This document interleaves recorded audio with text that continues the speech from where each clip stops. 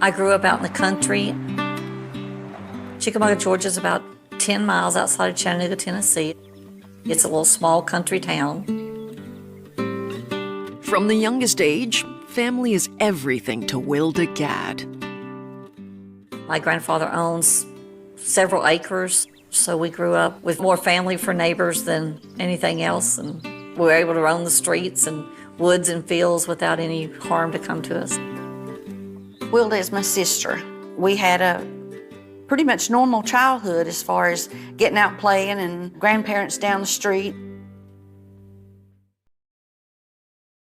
Wilda was very smart.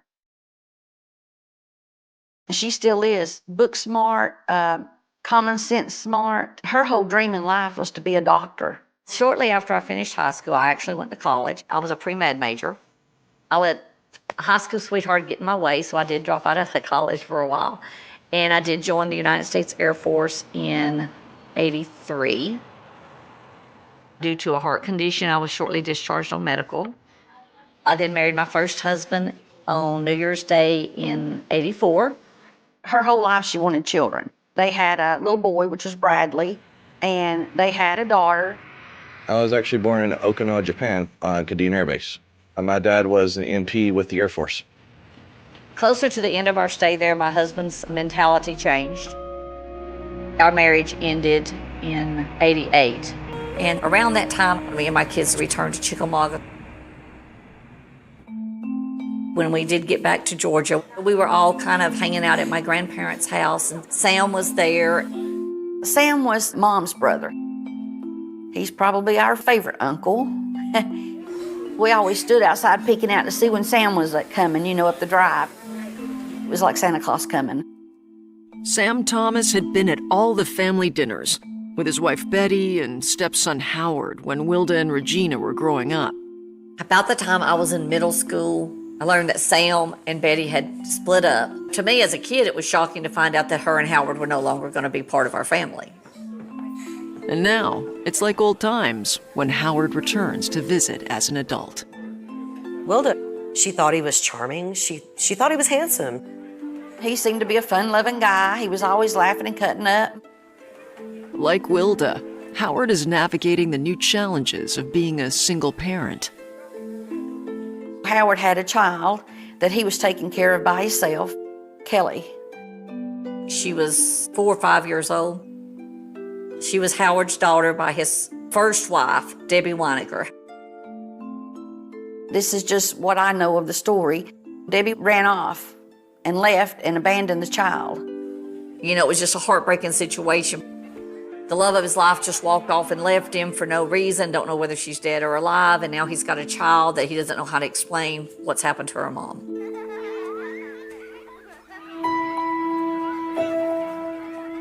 One of the things that really attracted me to Howard was the fact he wanted to be a family man.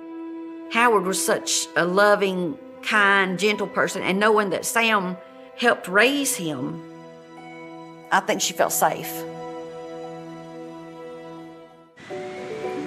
Wilda and her kids are about to head off on a Disneyland vacation. The timing couldn't be better. Kelly was having such a good time with my kids that I was approached by Howard and Sam about maybe her going with me to Disney. We took her with us. Watching Kelly interact with my kids, you wouldn't have known that they were not true brother and sister. Once our visit was over at Disney, Howard's intentions originally was to come out there and he was going to take Kelly back to Chattanooga with him. But she kind of clung to me and got attached to me. I wanted to take her and, kind of be that step in for her as long as I could. The next step seems only logical to Howard and Wilda. Join forces as two single parents, raising their children together. All of us, Howard, Kelly, my kids, we all moved in together. And so me and Howard, we started more as friends. I don't exactly remember the moment it became romantic. We just kind of gravitated towards each other. I knew with my uncles, helping upbring him, that he was a decent guy. It just kind of blossomed. It was what I wanted. They just seemed to bond real quickly. It seemed to go real fast. He was very cuddly. No matter where you were at, he made you feel loved and wanted. It seems like he was the perfect person to fit in with the family and wanted to be with that family. But there are those who would break this happy family up, and they've got lawyers.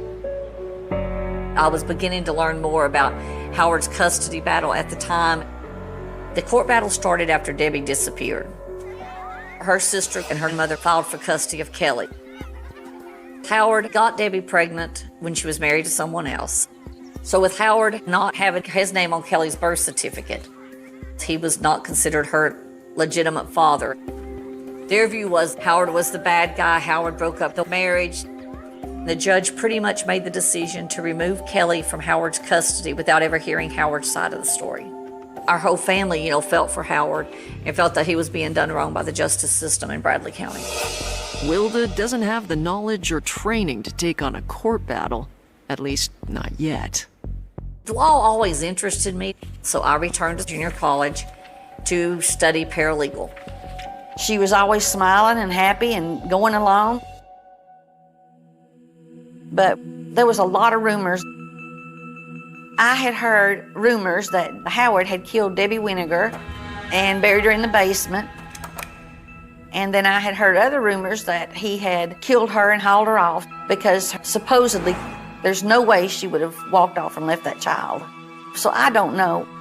The rumors had started when Debbie Winiger went missing in the fall of '87, just a few months before Wilda and Howard re-met. Debbie's family reported her missing in fall of 1987. When they tried to talk with her and she was never available to talk, you haven't talked to your sister in over a month because she's been sick or a headache or couldn't come to the phone, they got highly suspicious. And that's when Howard told them that she had left. And so Debbie's family felt like he had done something with her. He had filed to get divorced from Debbie, and it stayed hung up in courts because she was still considered a missing person, and he was listed as a person of interest. I felt really bad for Howard because from the side that I was hearing, he was totally in the right. After months of researching legal options, Wilda and Howard are able to put the malicious rumors to rest when Debbie supposedly shows up at Howard's lawyer's office. His receptionist said the girl looked like Debbie, brought the papers in here and says, "Here, I'm signed them, I want a divorce." And there was also a document signed giving Howard the custody of Kelly. It's hard to imagine a happier ending to all Wilda's worries. That sounded great to me. Debbie's back, his supposedly dead ex-wife. Here she is, she showed up, she's alive, she's not dead. The fact is, it's only the beginning of Wilda's nightmare. The worst is yet to come. It's just sometimes just a gut feeling you get about a person, something's not right. It become a mission in my mind to solve this case. And I wish that I could have, because 3 people would still be alive today. Wilda Gadd and Howard Hawk Willis are thrilled to learn that Howard's wife has reappeared at Howard's lawyer's office, just long enough to serve divorce papers. Debbie looks to be alive and well, despite all of her family's unproven accusations. It was a relief. Legal battles would be over. But Howard's lawyer is not so certain. The lawyer asked about it because the signature didn't match him they had on file. The lawyer questioned it being true. He made the comment that maybe someone had come in there portraying to be Debbie. He wasn't going to put a document that he was sure was falsified in courts. Of course, Howard denied knowing anything about it to the lawyer. I asked Howard what he knew. Finally, Howard admitted he had someone dress up like Debbie and take the divorce papers to Willis Jackson's office. So he knew in Oklahoma who matched her description, who was willing to go in there and portray to be Debbie so he could get his divorce without any more issues.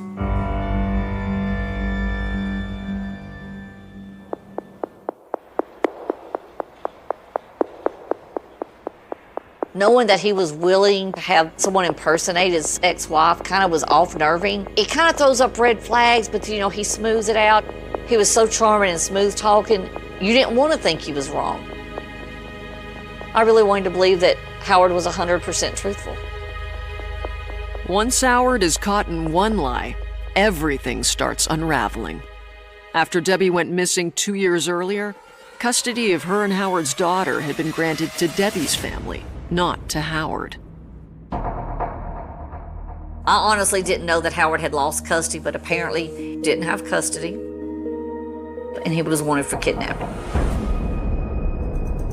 I learned Howard was arrested for federal kidnapping actually on the news. Wilda and Sam come to Howard's rescue. He walked in the courtroom, we signed bond papers and walked back out. But in the meantime, Kelly was placed in the custody of her aunt, Gertrude Lark. At the time, to realize a grandmother and an aunt would want to take the child away from her only parent that she knew was horrifying. Kelly is in Virginia, away from the one person that was her solid support for all the years.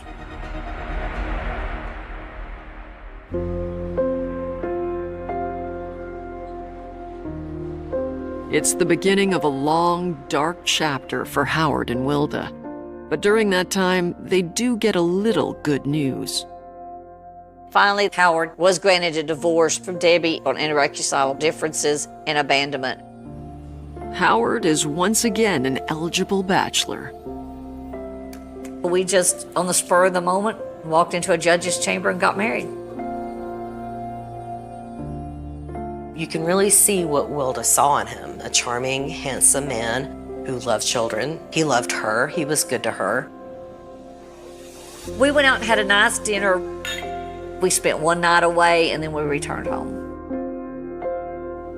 Being husband and wife, it kind of gave me some relief knowing that, we still had our relationship no matter what happened. There is still one downside to Wilda's married life, and that's Howard's mother, Betty, who takes a strong dislike to her new daughter-in-law because she is the niece of her ex-husband, Sam. Betty, his mother, always hated me. She didn't want me around, so there was always a conflict of struggle there. Betty Willis did threaten her daughter-in-law, Wilda, several times. She threatened to shoot her with a long gun at some point. She definitely threatened to cut her up into pieces. We like to call her crazy, but she was evil. It's not just me. She was against Howard being involved with anybody other than doing what she wanted when she wanted to.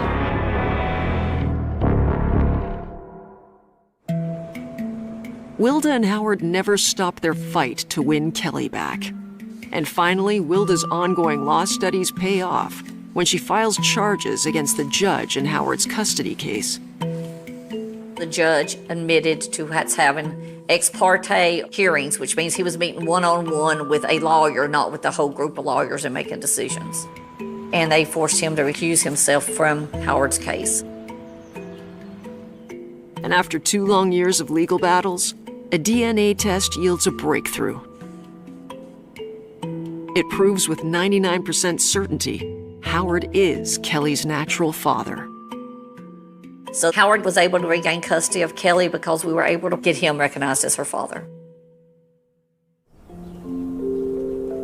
That was one of the best victories we honestly had against Bradley County courts. By then the kids were almost middle school. We were given custody of Kelly the first part of December, and we drove to Virginia to pick her up on Christmas Eve and bring her home. Sam was with us. It made for a great Christmas. It was like a dream come true. I finally had my happy ever after.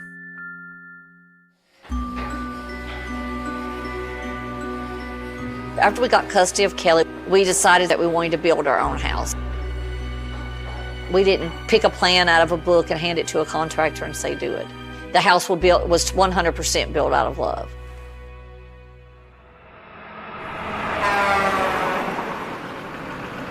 But now they have to pay for the mortgage. Howard had been a long-haul truck driver prior to us getting together years back. So he decided the best way, to make money, he was wanting to drive an 18-wheeler. So Sam and me went in halves and bought an 18-wheeler. We titled it SH&W Trucking, Sam, Howard, and Wilda. We had an operating authority, which meant I could book our loads. I would reach out to different companies to see if they had loads in our area. I did that for several years, and then Howard come across a guy in Brownsville, Texas. Howard started letting this guy book his loads to and from wherever he chose to go. He was making regular trips from Mexico to New York, hauling citrus. When Howard started doing long hauls all the time, wanting to be gone more than he was home, things changed. Family wasn't as important to him as him going and making money or doing whatever he was doing. In fact, Howard's plans for a nest egg are about to explode spectacularly. When the police first called me and told me that they had found our truck, it's been abandoned on a side road, it's been here overnight. And they said, who was driving? I said, Howard Willis, he's my husband, where is he? And they said, the truck's been sitting here, we've not seen anybody. And they wanted to know if I knew where he was. So I'm in shock, not knowing what's going on. I have no way of calling Howard because cell phones then were limited. And they questioned me. I really feel they were trying to see if I knew what was in the truck. My first thing is what happened to my husband? Where's my truck? And where is Howard? Police in New York State have found S.H.&W's 18-wheeler, apparently abandoned, with Howard's whereabouts unknown. Howard calls me, and he tells me he's at a motel, and I ask him where the truck is. They took it to unload it. I'm waiting on them to bring it back. I called him out on it. I says, no, the police have your truck. And so he starts kind of backpedaling like, the guy picked the truck up. He was supposed to be bringing it back. It should be here any minute. There's no way. So between the police calling and Howard calling, I'm kind of in limbo of who am I believing. Finally, the police asked me if they could search my truck. Of course, you can search my truck. All Wilda thinks they'll find is citrus fruits, but that's not the case. Howard hauled approximately 700 kilos of cocaine into the state of New York. That really blew my mind. I was shocked because that's not something I would have ever thought he would have done. Why on earth would you put everything we had at risk for a drug charge? Knowing he has no option, Howard turns himself in. And he's charged with one of the largest pure cocaine hauls into the United States. Once we found out there were drugs on the truck, Sam had a hard time believing that Howard didn't know it. What are you doing hauling drugs? What did you get involved in? You are totally against drugs, but yet you're going to haul cocaine in to the United States that even your own kids could get a hold of. But Howard's able to convince everybody that he wasn't really a part of it and that he don't know what happened. And in all honesty, to think back, he never gave us a satisfactory answer. Wilda is livid about Howard's situation, but her mother-in-law is even angrier. And she blames Wilda for Howard's arrest. Betty starts sending death threats to us, start talking about how I'd be shot long range and I'd be chopped up in little pieces where you couldn't identify me. So between the drug charges and Betty threatening us, you know, it's a lot. New York DEA offered a closed deal if he testified and gave names of where the cocaine come from, that he would just receive parole. You give us the information, you get 20 years probation and walk. Howard turned on a gentleman named Kenneth Adams. Supposedly he's the one that actually arranged the deal with Howard to haul the drugs. I believe Sam had the bond posted for him. I think the bond was $200,000. Sam believed in Howard. No matter what Howard did wrong, Sam always looked for the best in Howard. Sam thought Howard was a good son, but he wasn't. He may have been a good son to his mother. That's another story.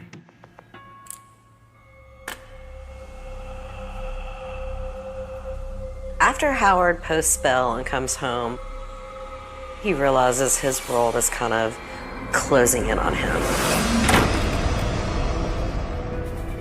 So now the truck is gone, Howard's home. At the time, I'm the only one working. It's wearing on me because I'm doing it all. We're still acting husband and wife to an extent, but there's a great distance between us. Things really went sour between my mom and Howard when Kelly started going a little teenage crazy. I know that Wilda had a lot of struggles with her, and I don't think Howard backed Wilda. In fact, Howard is openly defiant of Wilda and starts acting like a teenager himself. Wilda arrives home from work to discover a surprising scene. I start coming home with kids in my family room and in my dining room. Boys and girls, sleeping bags, blankets, beds, whatever, just wall to wall with kids. Howard's story was, I'm trying to get along with Kelly. She's a teenager. I'm trying to let her have some space and have her friends over. I questioned him about it, and Howard admitted the kids were drinking. It was very hurtful because that was against everything we believed. I said, that's not appropriate. This doesn't happen again.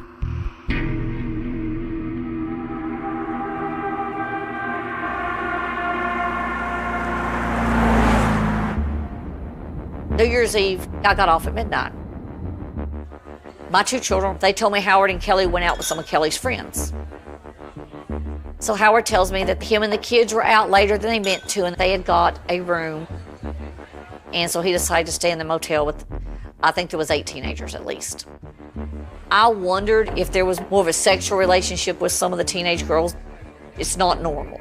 And it really, that's what broke my marriage.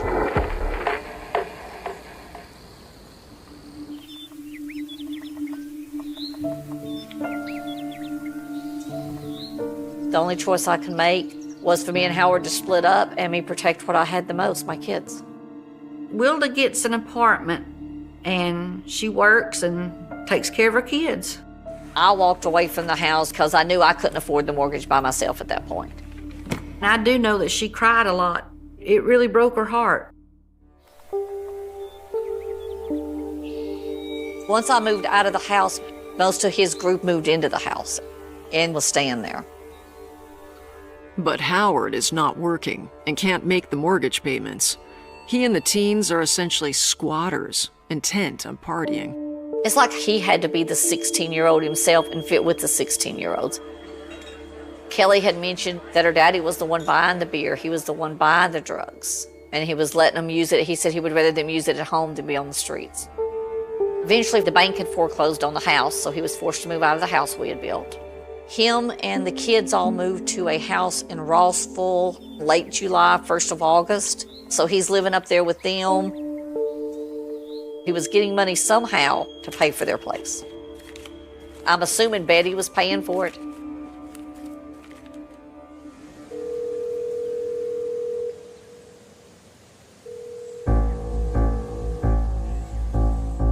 In August of 2002, Howard called me. He said, I'm just leaving the wedding chapel. Kelly got married and Adam and Samantha got married. And I'm like, Adam Crismer, Samantha Lemming Crismer, and Kelly's new husband, Brandon, are all 16 and 17-year-olds. A grown man taking 2 teenaged couples to get married. Why? Why would he do that? I don't know whether he was trying to keep them under his thumb. That's the only thing I can think of. It was a way to keep them close. it did appear that Howard controlled these kids. When Howard and me first split up, Sam kind of had faded a little bit out of our life because he thought it was all me. So Sam didn't realize that it was actually Howard encouraging this and it was going on. But Sam himself actually went to the house one day and saw for himself the house was piled up with a bunch of teenagers and Howard.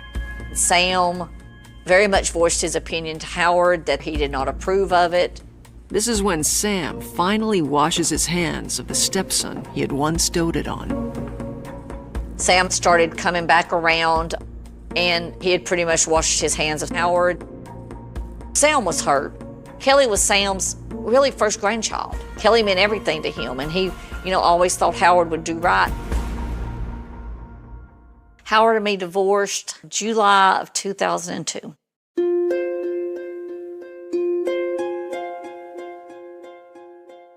It's about me and my kids now. And them having a relationship with Sam that they still deserve, because that is their grandfather. Sam was very important.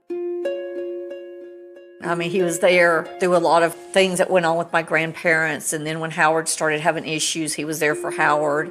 And then when Howard and me split up, he was still there for me and my kids until one day he wasn't.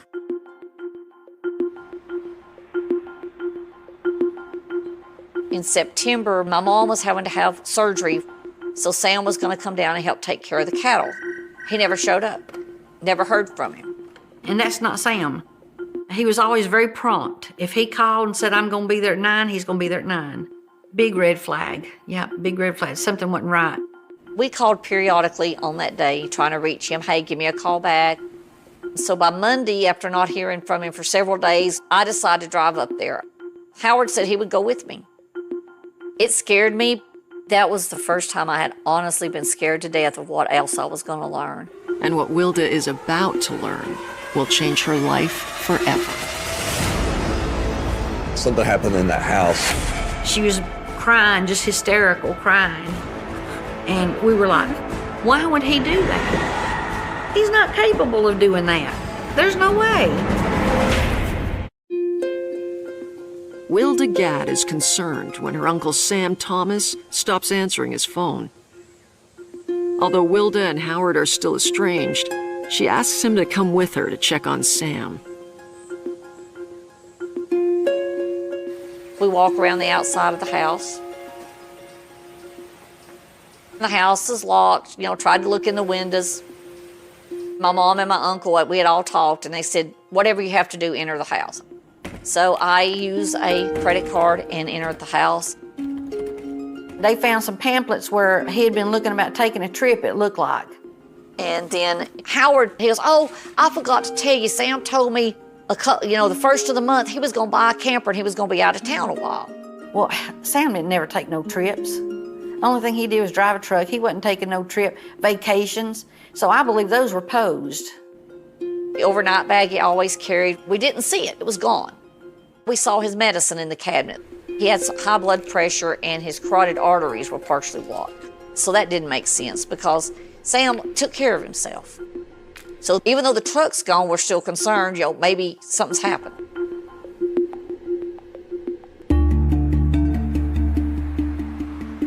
My mom and my uncle drive to Bradley County and file a missing person. And Bradley County told him he was 73 years old, he could go and come as he pleases. Bradley County didn't take us seriously. We're going on a second week and no contact, and that's definitely not Sam. Now, with more family and Sam's friends from church, Wilda mounts an intensive search. We walked my uncle's farmland. We weren't even 5 feet apart, we walked it. We searched the chicken houses, there were some small grain silos. If we could move it, we moved it and turned it upside down. We searched the house again, where then we found his overnight bag had been stuffed under stuff. So what he normally carried that we thought was gone is there. One of his church members says, hey, that's the wrong chair. That chair belongs there, there's a chair missing. The chair that was in the house, Sam's had it sitting in a certain spot, and you could see the marks on the carpet, where he had it at. And when we moved it back, and there was a stain on the floor, like a big stain, like a blood stain.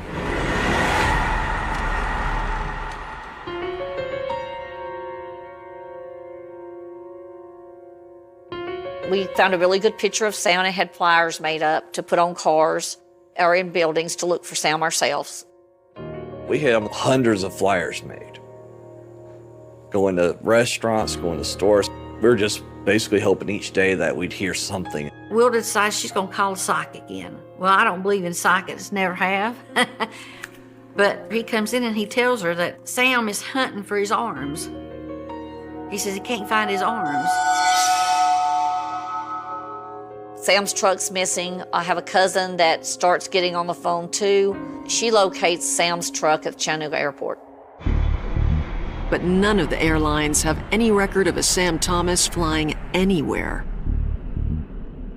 So the brochures were in the house, and the truck was left at the Chattanooga Airport. We figured that was like a decoy. One of the family members talked to the parking lot guard, and he said, yeah, I remember when that truck come in. He said a gentleman drove the truck in, and he got in a blue Jeep with 2 kids, and they drove back out. More worried than ever, Sam's brother decides to follow the money. My uncle managed to get a hold of credit card statements, which showed his credit card being used at midnight on the 5th. My uncle contacted the local Walmart, and somehow my uncle managed to review the tapes. And what they find is devastating in its implications. They showed Howard and Adam Crismer using my uncle's credit cards. 17-year-old Adam Crismer, one of Howard's entourage, the one who recently married his 16-year-old girlfriend, Samantha. Finally, the police were in it enough between the tapes and the truck that they were ready to talk to Howard. The Bradley County Sheriff called him in for an interview on October 4th. Howard promises to come in and meet. He did not show up on October 4th. At the last minute, he called and asked for the interview to be moved to October 8th. And in between October 4th and October 8th, a lot of terrible things happened. A few days later, I get a letter in the mail saying that Adam, and I can't remember, there were several names in the letter, were setting Howard up for murder. And the letter was from Samantha Crismer.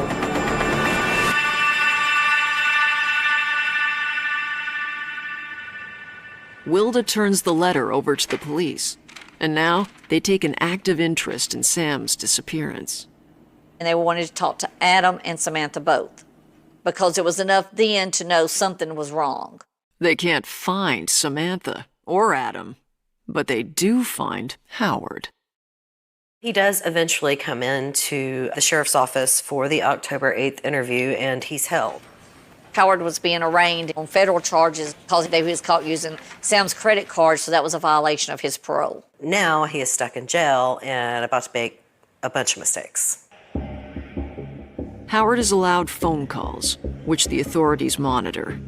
One of the calls is to his mother, Betty. Betty Willis is talking to him, and they're trying to use code words. And he's saying, you need to move that furniture.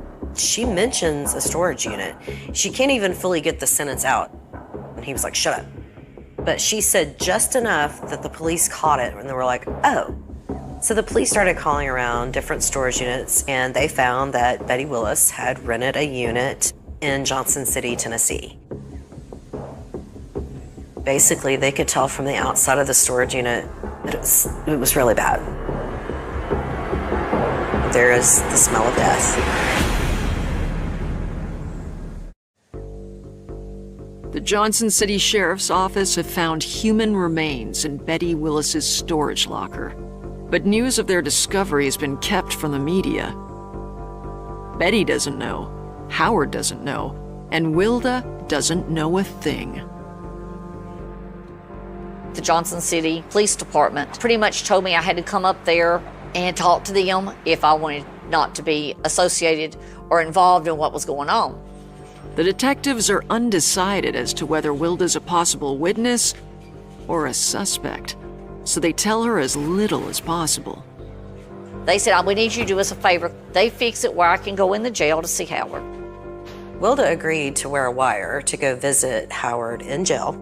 When Wilda tells Howard she's coming, he has a surprising request. He said, I need you to bring a tape recorder, a notepad, and a pencil.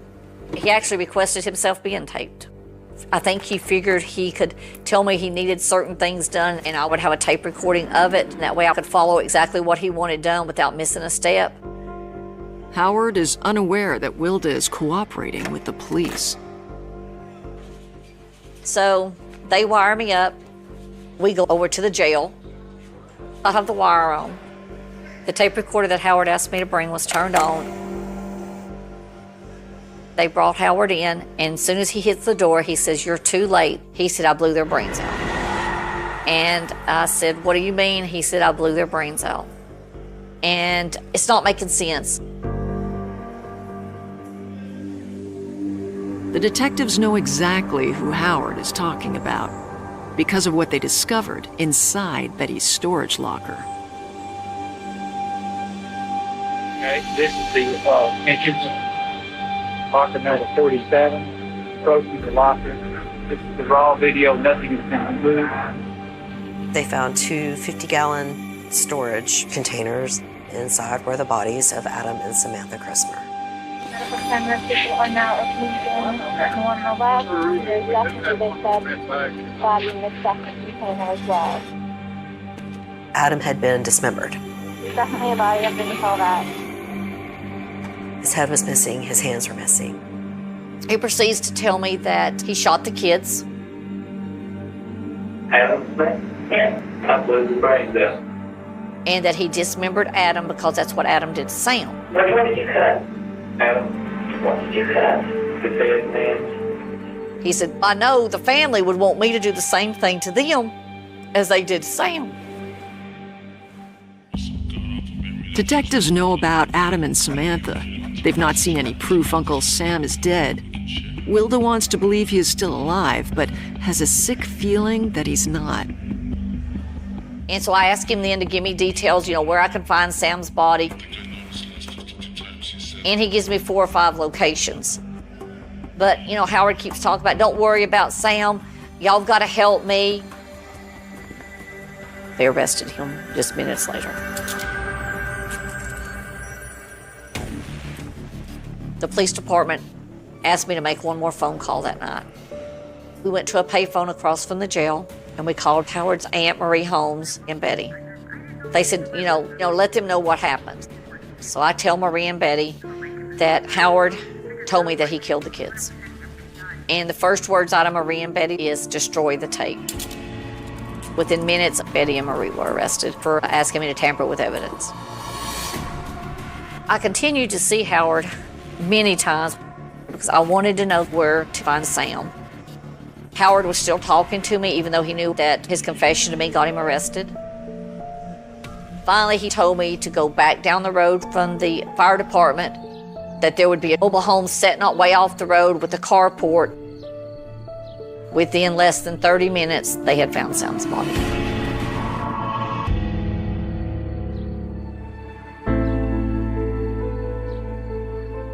I called my family so that we could all meet and I could tell them that my uncle was gone. Because we still hoped he was alive. She told us all that Howard had killed Sam. We couldn't even shed a tear. We would just, no, there's no way. They've got this messed up. There is no way. Howard was out there searching with us. Why would he do that?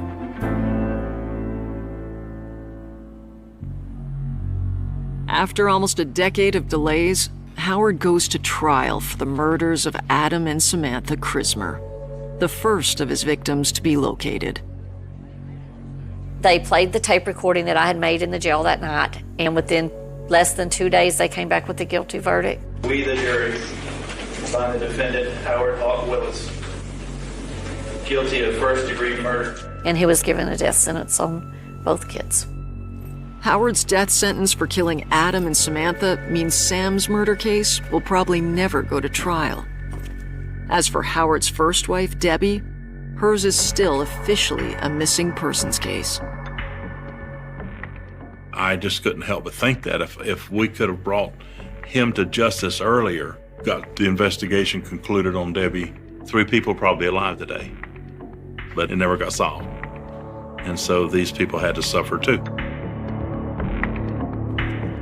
I think Betty should have been convicted of murder right along beside Howard. Betty and her sister Marie both die before they can be tried for their involvement. That is, if Betty died. There was rumors Betty had passed away in a motel in Oklahoma. I honestly don't believe it, Betty died. She had a lot of police friends and things like that that would help her. Nobody seemed to see her in a casket. Nobody's seen her dead. Nobody.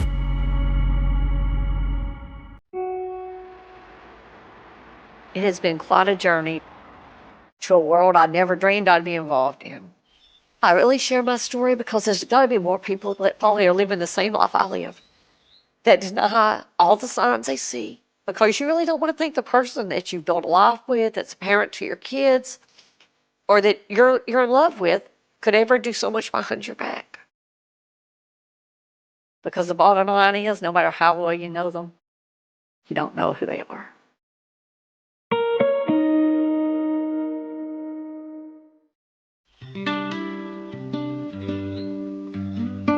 I couldn't let Howard destroy my life totally.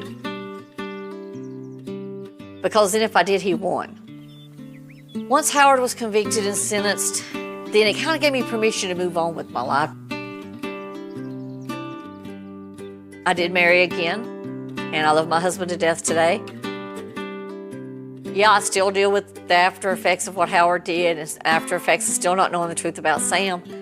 But I can't dwell on the past. I've got to move on. I've got a family. I've got grandkids. So now we get to spoil our grandkids together. And that's what my life's about now.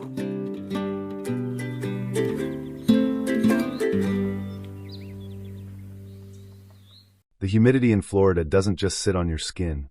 It clings to your soul, a heavy, suffocating weight that carries the scent of salt water and rot.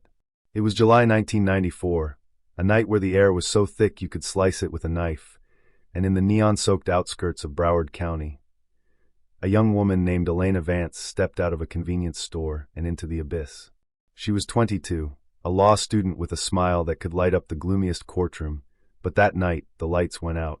Her blue Mustang was found idling 3 hours later on the shoulder of Highway 27, the driver's side door flung wide open, her purse still on the passenger seat, her keys still swinging in the ignition, a rhythmic, metallic ticking that marked the beginning of a 30-year nightmare. There was no struggle, no blood, no witness, just the vast, indifferent silence of the Everglades and a cold case that would freeze the heart of a community for decades. Detectives scoured the sawgrass, divers braved the alligator-infested black waters, and helicopters tore through the sky, but Elena Vance had evaporated. The trail didn't just go cold, it turned to ice in the Florida sun. For 30 years, her face remained frozen on faded missing posters taped to telephone poles, a haunting reminder of a mystery that refused to die. The file grew thick with dead ends, anonymous tips that led to nowhere, and the shattered hopes of a family who stopped living the day she disappeared. Then the silence broke. A single microscopic speck of DNA, lifted from a discarded cigarette but found miles from the car in 1994, a detail once dismissed as roadside litter, finally spoke. In the winter of 2025, the lab results didn't just provide a name, they unleashed a shockwave. The man handcuffed in the pre-dawn light wasn't a drifter or a monster from the shadows. He was a pillar of the community, a retired fire captain who had spent 30 years being hailed as a hero while the ghost of Elena Vance followed him in the rearview mirror. This is not just a story of a crime, it is a descent into a 30-year lie, a cold case solved by the relentless march of science, and the chilling realization that sometimes, the person who saves you is the one you should have been running from. The scene in 1994 was a masterclass in atmospheric dread. Picture the graininess of a VHS tape, the strobe light flicker of police cruisers reflecting off the swamp water, the buzzing of mosquitoes like 1,000 tiny chainsaws, and the frantic calls over the radio. Detective Miller, a man who would spend the rest of his career haunted by this single night, stood by that idling Mustang. He felt the seat, it was still warm. He smelled her perfume, vanilla and rain, lingering in the humid air. It was as if Elena had been snatched by a phantom. The investigation launched with a ferocity rarely seen, a dragnet cast across the state. Every registered offender was grilled, every ex-boyfriend scrutinized, but the profile didn't fit. This wasn't a crime of passion or a robbery gone wrong. It was surgical. It was predatory. The community of Broward County retreated behind locked doors. Parents clutched their children tighter. The sun-drenched paradise of South Florida felt suddenly like a hunting ground. But as weeks bled into months, the headlines shrank. The evening news moved on to the next tragedy. The missing posters began to peel and yellow under the relentless Florida sun. Elena Vance became a name whispered in the halls of the precinct, a synonym for the one that got away, a cold case buried under the weight of 3 decades of new bodies and fresh tragedies. But silence is a deceptive thing. While the world moved on, the evidence sat in a climate-controlled room, waiting for the world to catch up to it. In 1994, DNA testing was a blunt instrument, a flickering candle in a dark cave. By 2026, it had become a laser. A cold case task force, armed with the latest in forensic genealogy, pulled item 14B from the evidence locker, that weathered cigarette butt. They didn't just look for a match in a criminal database, they mapped a family tree. They went through second cousins, great-aunts, and distant relatives, weaving a web of genetic markers that pointed toward a single terrifying conclusion. The DNA didn't lead to a prison cell. It led to a quiet, manicured suburb in Coral Springs. It led to a man named Arthur Cross. When the SWAT team breached his door, they didn't find a trembling fugitive. They found a grandfather sitting at his kitchen table, sipping coffee, watching the morning news. The neighbors watched in stunned silence as the hero of the 90s, the man who had pulled children from burning buildings, was led away in chains. The arrest didn't just solve a case, it shattered a collective reality. The community realized they hadn't been living next to a neighbor. They had been living next to a predator who had mastered the art of the mask.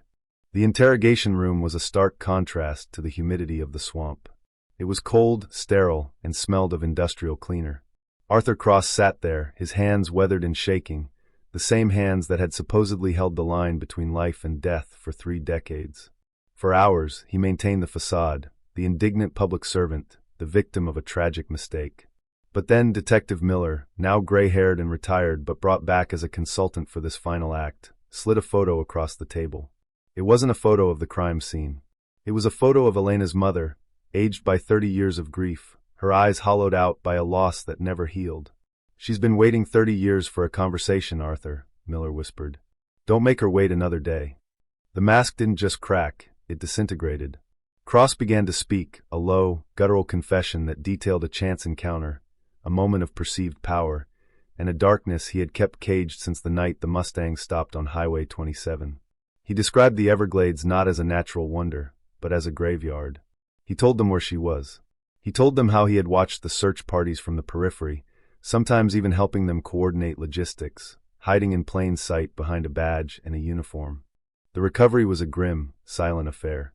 The location Cross provided was a remote patch of land that had since been overgrown by thick mangroves and sawgrass. As the forensic teams began their delicate work, the air seemed to still. When they finally found the remains, buried deep beneath the roots of an ancient cypress tree, there was no celebration. There was only a profound, echoing sadness. Elena Vance was finally coming home, but she was coming home to a world that had moved on without her, to a family that had been broken by her absence, and to a town that would never look at its heroes the same way again. The news broke like a thunderclap. Florida 1994 cold case solved. The headlines were everywhere, but the arrest shocks community tagline didn't do justice to the feeling of betrayal. People looked back at every handshake, every community barbecue, every time Arthur Cross had smiled at their daughters, and they felt a chill that no Florida heat could ever burn away. It was a reminder that evil doesn't always look like a monster. Sometimes, it looks like the man who saves your life. As the sun sets over the Everglades today, the sawgrass still sways in the wind, and the water still flows dark and deep. The case is closed, the files are archived, and Arthur Cross sits in a cell where he will likely draw his last breath. But the echoes of 1994 still linger. They linger in the way the people of Broward County lock their car doors on Highway 27. They linger in the eyes of Detective Miller, who finally found his peace but lost his faith in the process. And they linger in the silence of the Vance family home, where a law degree sits in a dusty frame, a testament to a life that was stolen by a ghost in a fireman's uniform. The mystery is solved, the science has won, but the trauma is a permanent part of the landscape now. This was a cold case that defied time, a secret that survived 30 years of storms, only to be undone by a single, forgotten mouthwash law. It is a haunting lesson that the past is never truly buried. It is only waiting for the light to hit it. The Everglades may keep their secrets for a long time, but eventually, the truth always finds its way to the surface, gasping for air in the Florida heat.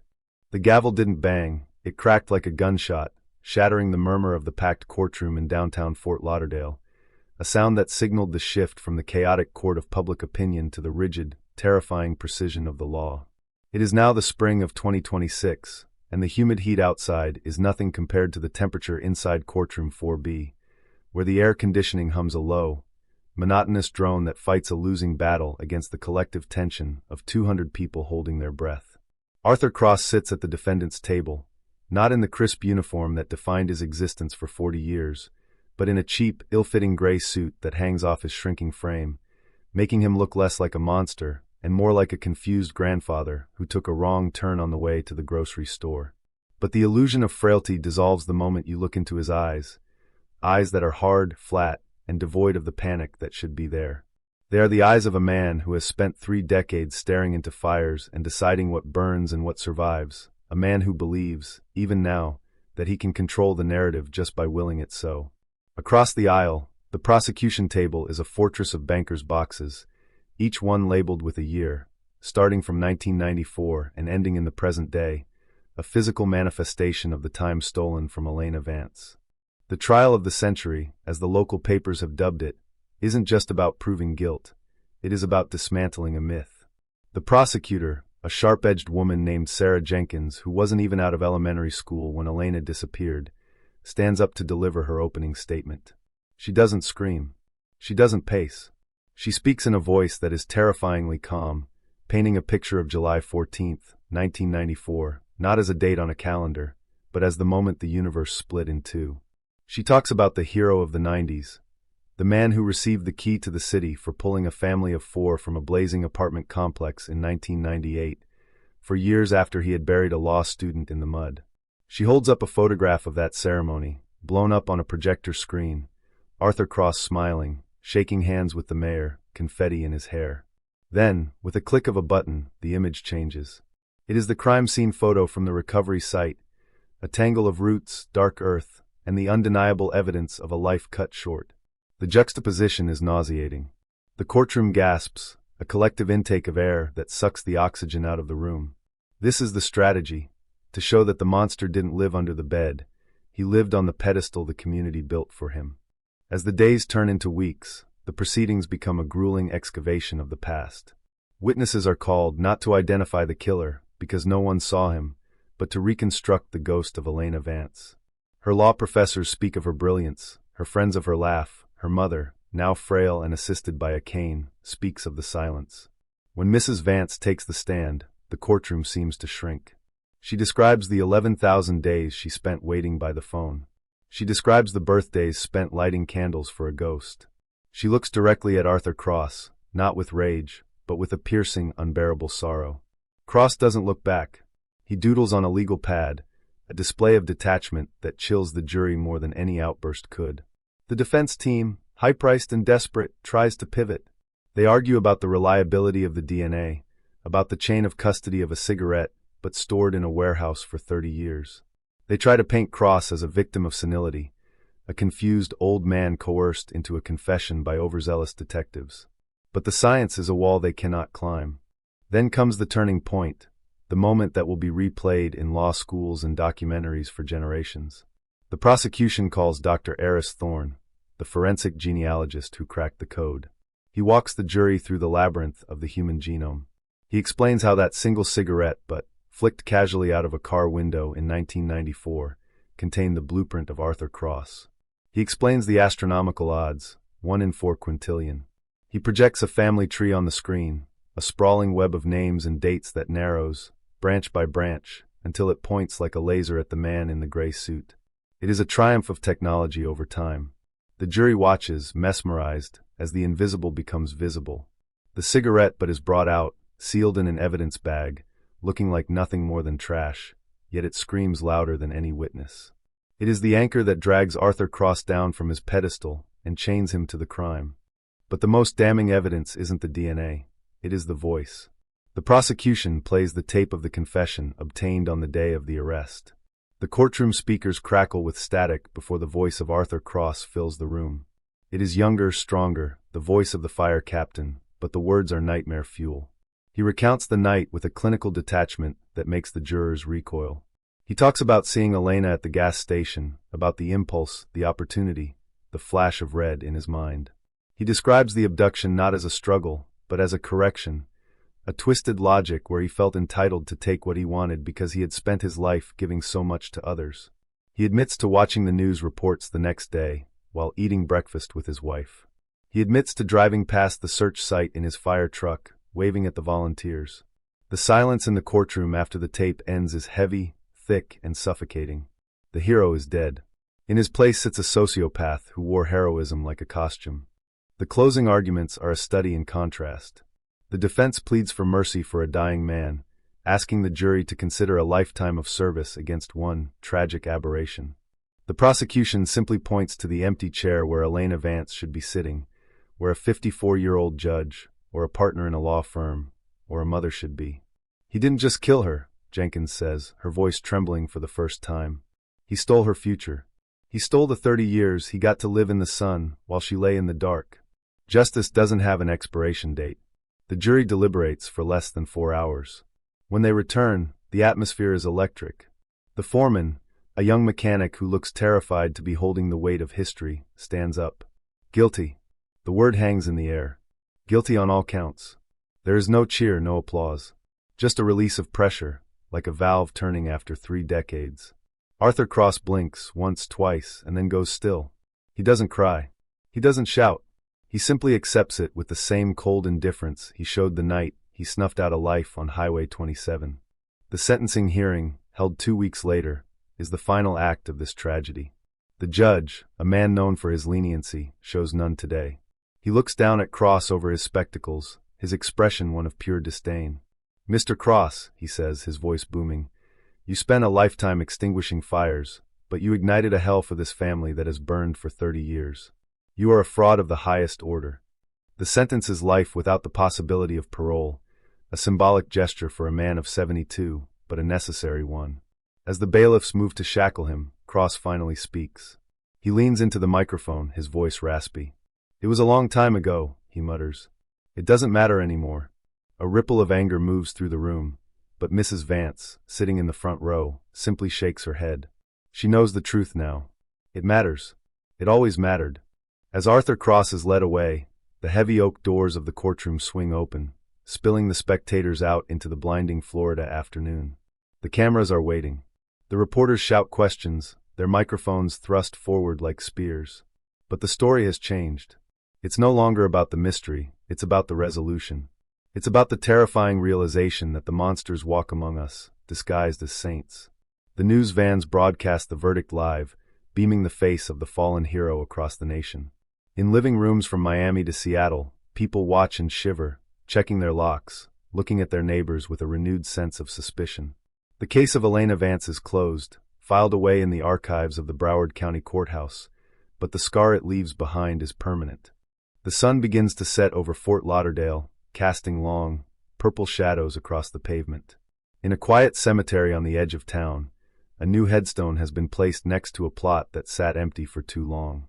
It bears Elena's name, her birth date, and the date she was found. There is no epitaph about tragedy or crime, just a simple inscription, "Finally home." Mrs. Vance stands there as the twilight deepens, the humidity wrapping around her like a blanket. She lights a cigarette, a habit she picked up in 1994 and never broke, and watches the smoke curl up into the darkening sky. It was a cigarette that killed her daughter, in a way, and a cigarette that brought her justice. The irony isn't lost on her. She takes a long drag, exhales, and for the first time in 30 years, she doesn't feel the crushing weight of the unknown. The silence of the Everglades has been answered. The ghosts have been named. And as the streetlights flicker on, illuminating the path back to a life she has to learn how to live again, the city breathes a little easier, knowing that one less shadow is prowling in the dark. But even as the media circus packs up and the satellite trucks roll away, a lingering unease settles over the psyche of the public.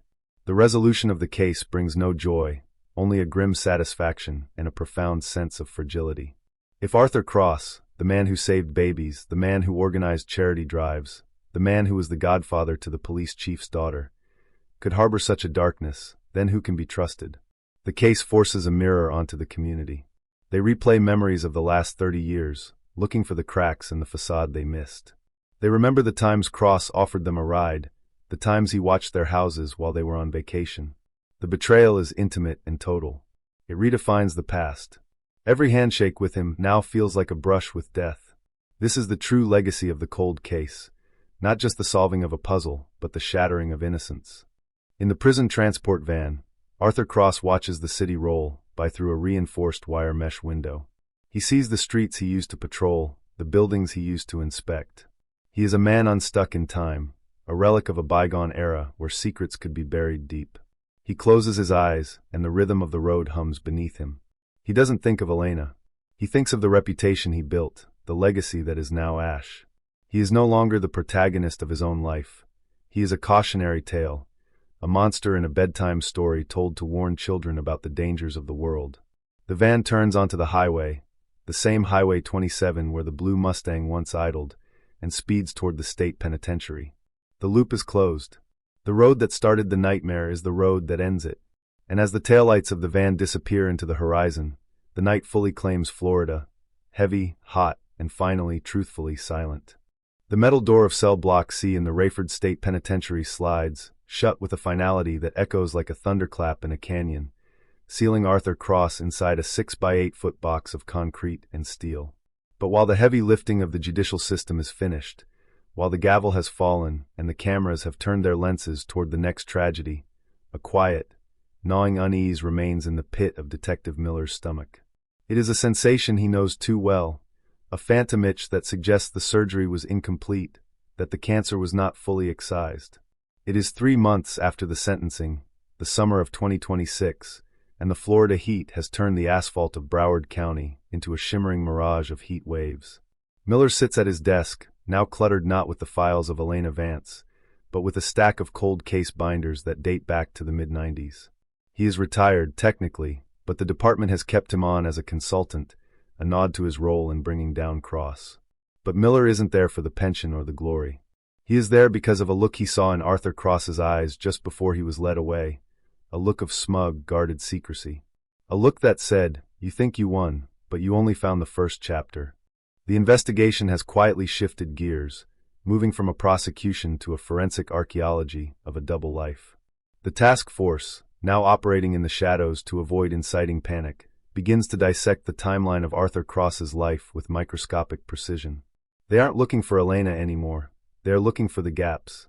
They map his shifts at the fire station against the dates of every unsolved disappearance in South Florida between 1990 and 2010.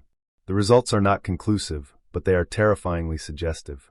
There are weekends where Cross went hunting in the glades alone. There are sick days taken that align with the vanishing of hitchhikers on the I-95 corridor. The hero narrative is being stripped away, layer by layer, revealing a hollow man who used the chaos of emergencies to mask his own predatory rhythms. The detectives focus their attention on a piece of property that had been overlooked during the initial frenzy of the arrest. A dilapidated fishing cabin deep in the Big Cypress National Preserve, a structure technically registered to Cross's deceased brother, but used exclusively by Arthur for meditation and solitude for over 20 years.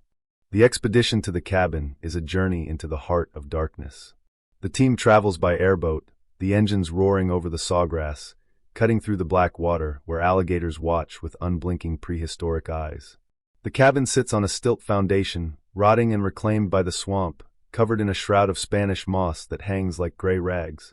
It smells of mildew, stagnant water, and old secrets. When the team breaches the door, the air inside is stale, preserved like a tomb. It is sparse, a cot, a rusty stove, a table with a lantern. But the forensic team isn't interested in the furniture. They bring in the ground-penetrating radar and the cadaver dogs. The dogs alert almost immediately, not to the ground outside, but to a section of the floorboards beneath the heavy cast-iron stove. The sound of crowbars tearing into the wood shrieks through the silence of the swamp. Beneath the floor, wrapped in heavy-duty tarps and sealed in airtight plastic containers, they don't find bodies. They find trophies. This is the moment the investigation curdlings from a murder case into a serial nightmare. The containers are opened with surgical care on a sterile table back at the lab. Inside, there is a collection that stops the breath of every seasoned detective in the room. It is a museum of the missing. There is a faded library card belonging to a 16-year-old girl named Maya Ruiz, who vanished while walking home from school in 1999. There is a single silver earring in the shape of a dolphin, identified later by a grieving mother as the one her daughter, Sarah Tate, was wearing when she disappeared from a beach party in 2003. There are driver's licenses, hair scrunchies, cheap bracelets, the mundane detritus of lives interrupted. Each item is a tombstone. Each item screams a name that has been whispered in prayer for decades. The count rises. 3 items. 5 items. 7. The realization hits the room like a physical blow. Elena Vance was not an anomaly. She was not a mistake. She was part of a ritual. Arthur Cross was not just a killer. He was a prolific apex predator who had turned the Everglades into his personal dumping ground while the city pinned medals on his chest. Detective Miller drives to Rayford the next morning. The drive is 4 hours of white-knuckled tension. He rehearses the conversation in his head, visualizing the chess match he is about to play with a psychopath who has nothing left to lose but his secrets. The interview room is cold, stark, and smells of bleach. Cross is brought in, shackled at the waist and ankles. The prison orange clashes with his pale skin, which has already lost its Florida tan. He looks smaller, frilier, but his eyes are as sharp as broken glass. He sits, and a faint, knowing smile plays on his lips when Miller places the plastic evidence bag containing the dolphin earring on the metal table between them. Cross doesn't flinch. He doesn't deny it. He simply leans forward, the chains rattling like the ghosts of his victims.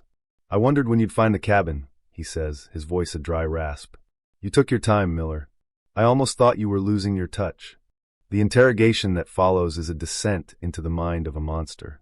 Miller plays the good cop, the confidant, the man seeking closure for families. He doesn't yell, he pleads to Cross's ego. He tells Cross that the world thinks he's a clumsy amateur who got caught because of a cigarette butt. He challenges him to prove his genius, to take credit for his work.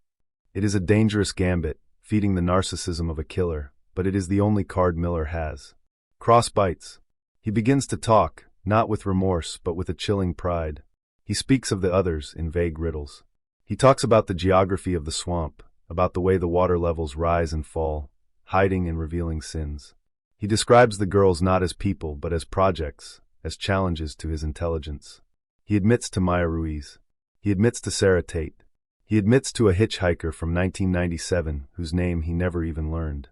He claims he was saving them from a world that didn't appreciate them, a twisted logic that makes Miller's skin crawl. But Cross holds back the locations. He treats the burial sites as currency, the last vestiges of power he holds over the outside world. He enjoys the leverage. "The swamp is vast, Miller," he whispers, leaning back in his chair. "It keeps its secrets better than people do. You found the trinkets, but you'll never find the girls unless I draw you a map." The negotiation is agonizing. The district attorney is called in. Deals are discussed, not for freedom, but for privileges. A window in his cell. Extra commissary. A transfer to a facility closer to his family, who have long since disowned him. It is a deal with the devil, trading comfort for bones, but for the families waiting in the purgatory of the unknown, it is a necessary evil. After 3 days of psychological warfare, Cross cracks. He asks for a pen and a topographic map of the Big Cypress Preserve. With a steady hand, he marks 4 X's on the paper. For locations, 4 graves. The recovery mission that follows is the largest in Florida state history. It is a somber, military-grade operation. Excavators, divers, and anthropologists descend on the coordinates Cross provided. The media is kept at a distance, the airspace is closed, but the world knows something is happening. The atmosphere in South Florida is heavy with a collective grief. The hero firefighter is now being spoken of in the same breath as Bundy and Gacy. As the teams dig, the heat is oppressive, the mosquitoes relentless, the mud clinging to boots like the hands of the dead. At the first sight, deep in a mangrove thicket, they find remains consistent with Maya Ruiz. At the second, buried under a limestone ridge, they find Sarah Tate. The confirmation brings a fresh wave of devastation to families who had just started to heal, ripping open old wounds and pouring salt in them. But it also brings an end to the what-ifs, an end to the nights spent staring out the window wondering if their daughters were still out there somewhere alive. However, the horror isn't contained to the 4 crosses on the map. As the excavation continues, the forensic team finds anomalies at the 3rd site, bone fragments that don't belong to the primary victim. They find a second set of remains, coming lead older. Then at the 4th site, they find evidence of a 3rd individual nearby. The math doesn't add up. Cross confessed to 4 more. The ground is yielding 6. The realization chills Miller to the bone as he stands knee-deep in the muck, watching the body bags being loaded onto the airboats. Cross didn't tell them everything. He held back. He is still playing games. He gave them the ones he remembered, or perhaps the ones he wanted them to find, while keeping others as his private, eternal secrets.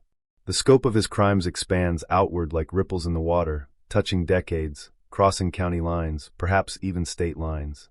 The news breaks that evening, not with a headline of closure, but with a headline of expanding horror. Serial predator confirmed, multiple bodies recovered in Everglades. The community is in shock. The fire station where Cross worked is vandalized, the memorial plaque with his name ripped from the wall and thrown into the canal. His family goes into hiding, changing their names, fleeing the stigma of a bloodline tainted by pure evil. The narrative of the cold case solved has mutated into a saga of a prolific serial killer who operated with impunity under the guise of a savior.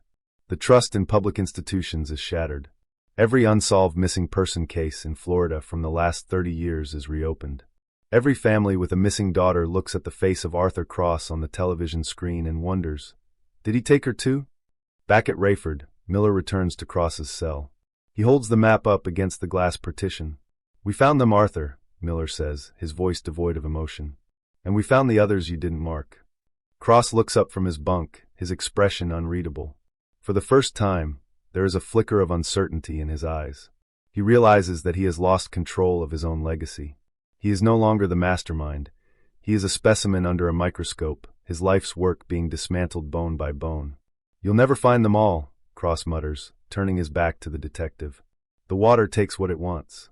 Miller stares at the back of the old man's head, realizing that the monster is right.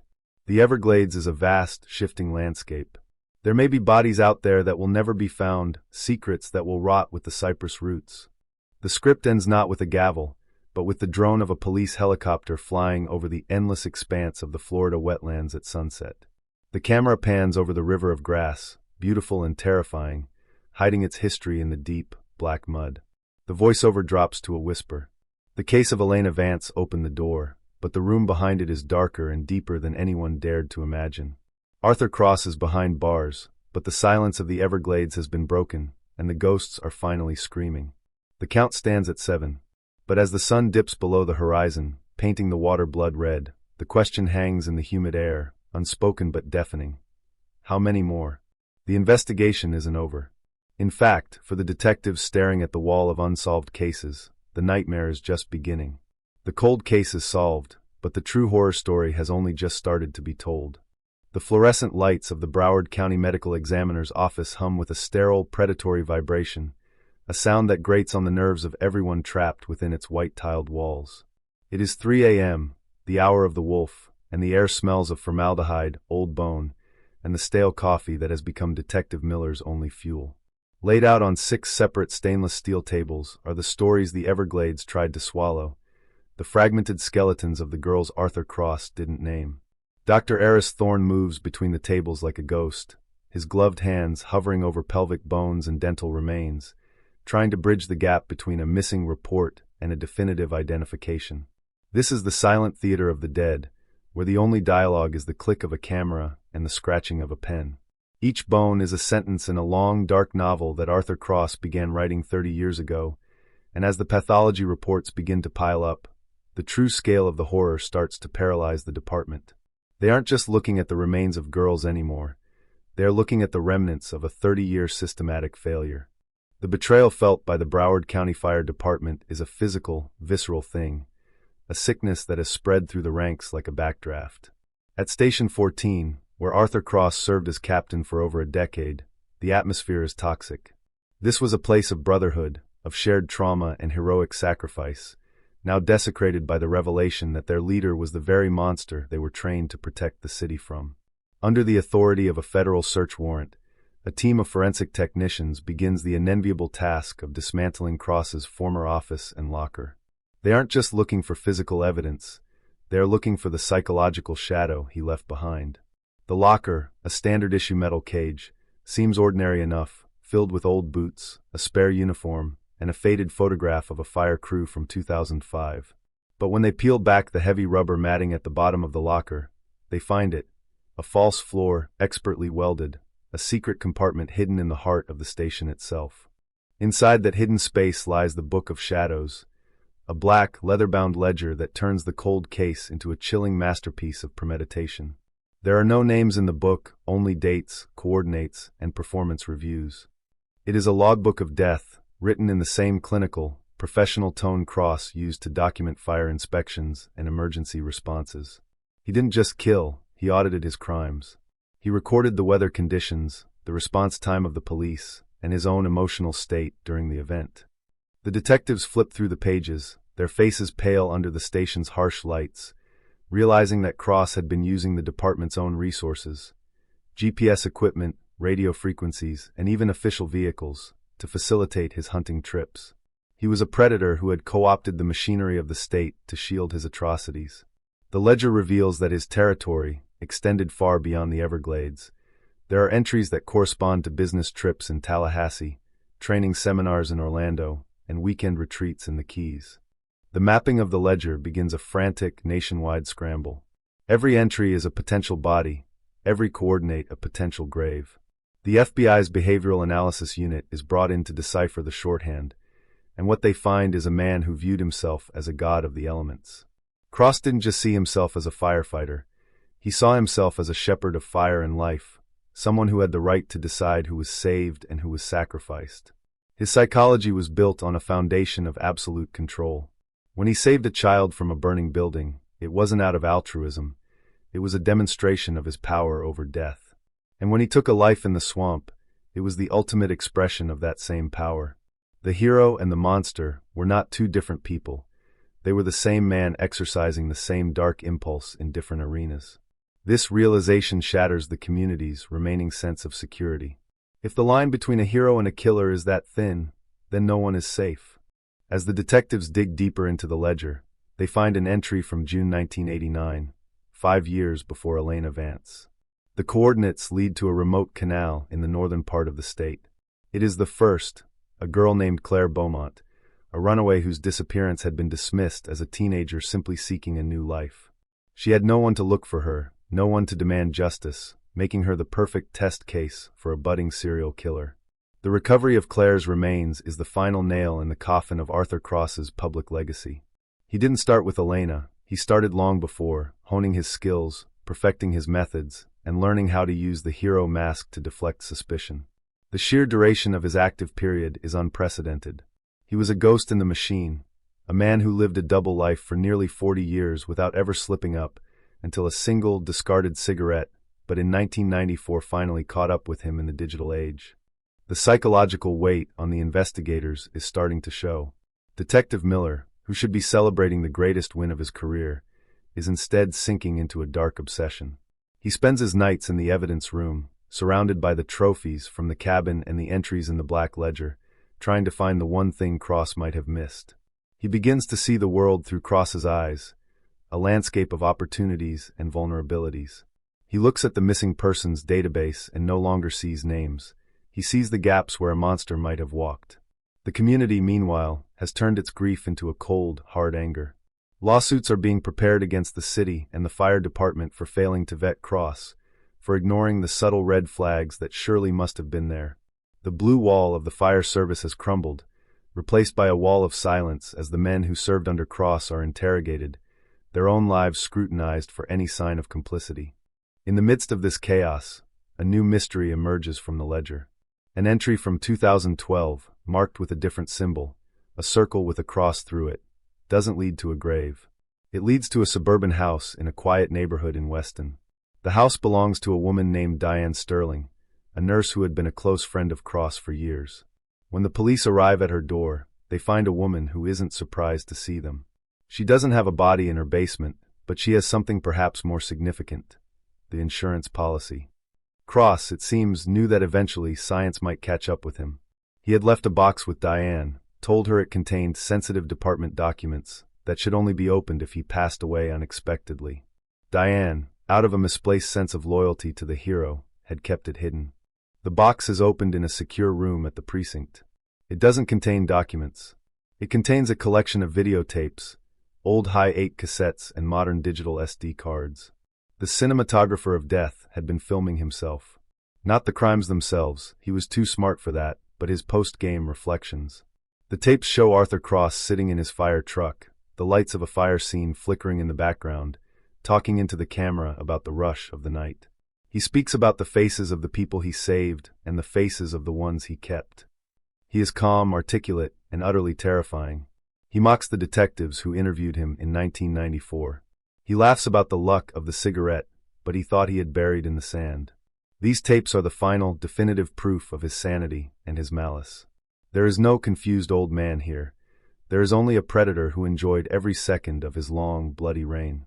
The release of small portions of these tapes to the media, authorized to help identify more potential victims, sends shockwaves across the globe. The image of the fire captain killer becomes the face of modern evil.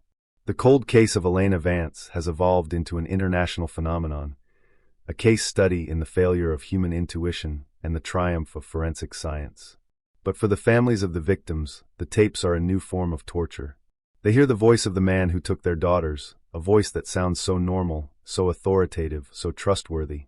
The sound of his laughter becomes the soundtrack to their nightmares. The justice they sought feels hollow now, poisoned by the knowledge of how much he enjoyed his crimes and how long he got away with them. As the summer of 2026 bleeds into autumn, the investigation shows no signs of slowing down. The count of confirmed victims has reached 12, but the ledger suggests there could be as many as 25. The Everglades continues to yield secrets, but the swamp is an fickle witness. Some sites have been destroyed by hurricanes, others buried under feet of new sediment. The search has become a race against time and nature. Arthur Cross sits in his cell, watching the news reports of his own downfall with a detached, scholarly interest. He has become a celebrity of the worst kind, a man whose name will be forever linked with the dark side of the Florida dream. He is the ultimate cold case, a mystery that was solved only to reveal a labyrinth of even greater horrors. The script of this tragedy is still being written. Every bone found, every tape viewed, every coordinate checked adds a new, darker chapter to the legend of Arthur Cross. The community of South Florida is forever changed, the innocence of the 90s replaced by a grim, modern cynicism. People don't look at the Everglades and see a natural wonder anymore. They see a vast, green shroud. They don't look at their heroes and see saviors. They see potential masks. The case of Elena Vance started with an idling Mustang on a dark highway, but it has led to a place where the light of justice only reveals the depth of the darkness. The cold case is no longer cold.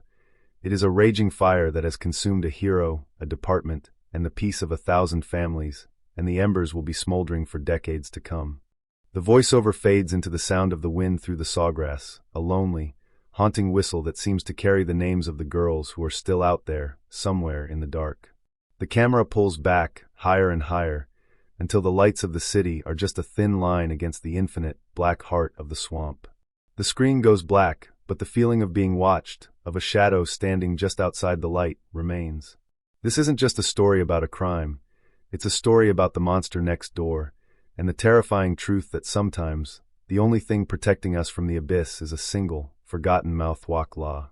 The silence returns to the Everglades, but this time, it is a silence filled with the knowledge of what lies beneath. The air in the interrogation room of the Broward County Sheriff's Office is no longer just cold. It is electric with the realization that the monster didn't work alone. It is late 2026, and the discovery of the insurance policy, tapes has opened a trapdoor into a deeper level of hell. In tape 42, recovered from Diane Sterling's home, the camera isn't just focused on Arthur Cross's face. For a fleeting 3 seconds, a reflection in the rearview mirror of the fire truck captures a second silhouette, a passenger. A shadow with a distinct, jagged scar running through a left eyebrow. This isn't just a cold case anymore, it is a conspiracy. The search for the shadow man becomes a feverish hunt that paralyses the South Florida law enforcement community.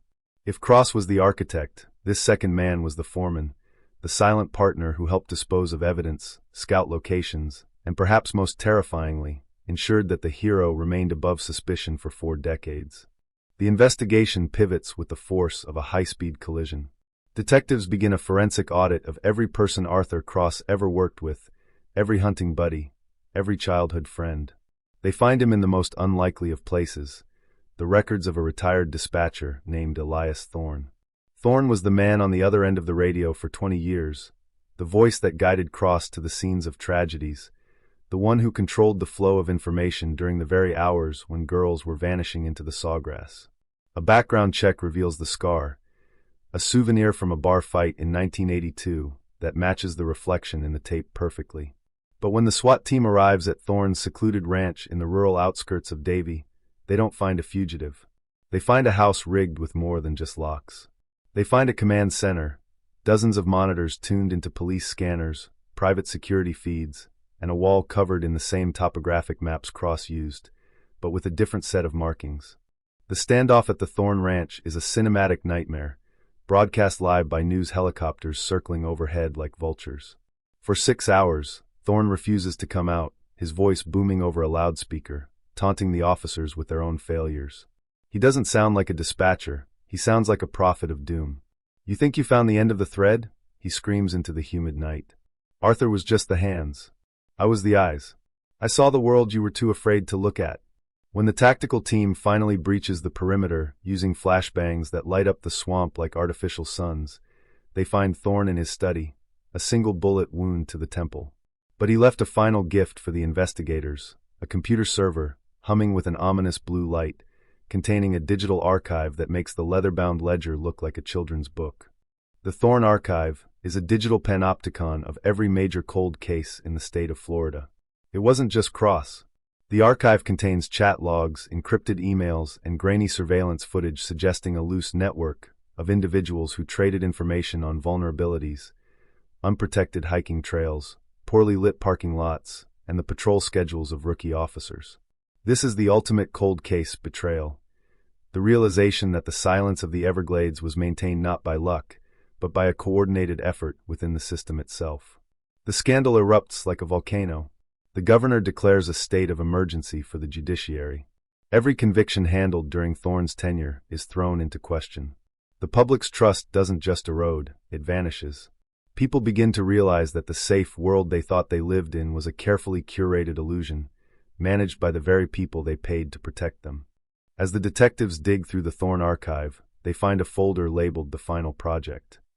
It contains a set of coordinates for a location in the heart of the Fakahatchee Strand, a place so remote it requires a multi-day trek through waist-deep water and cypress knees.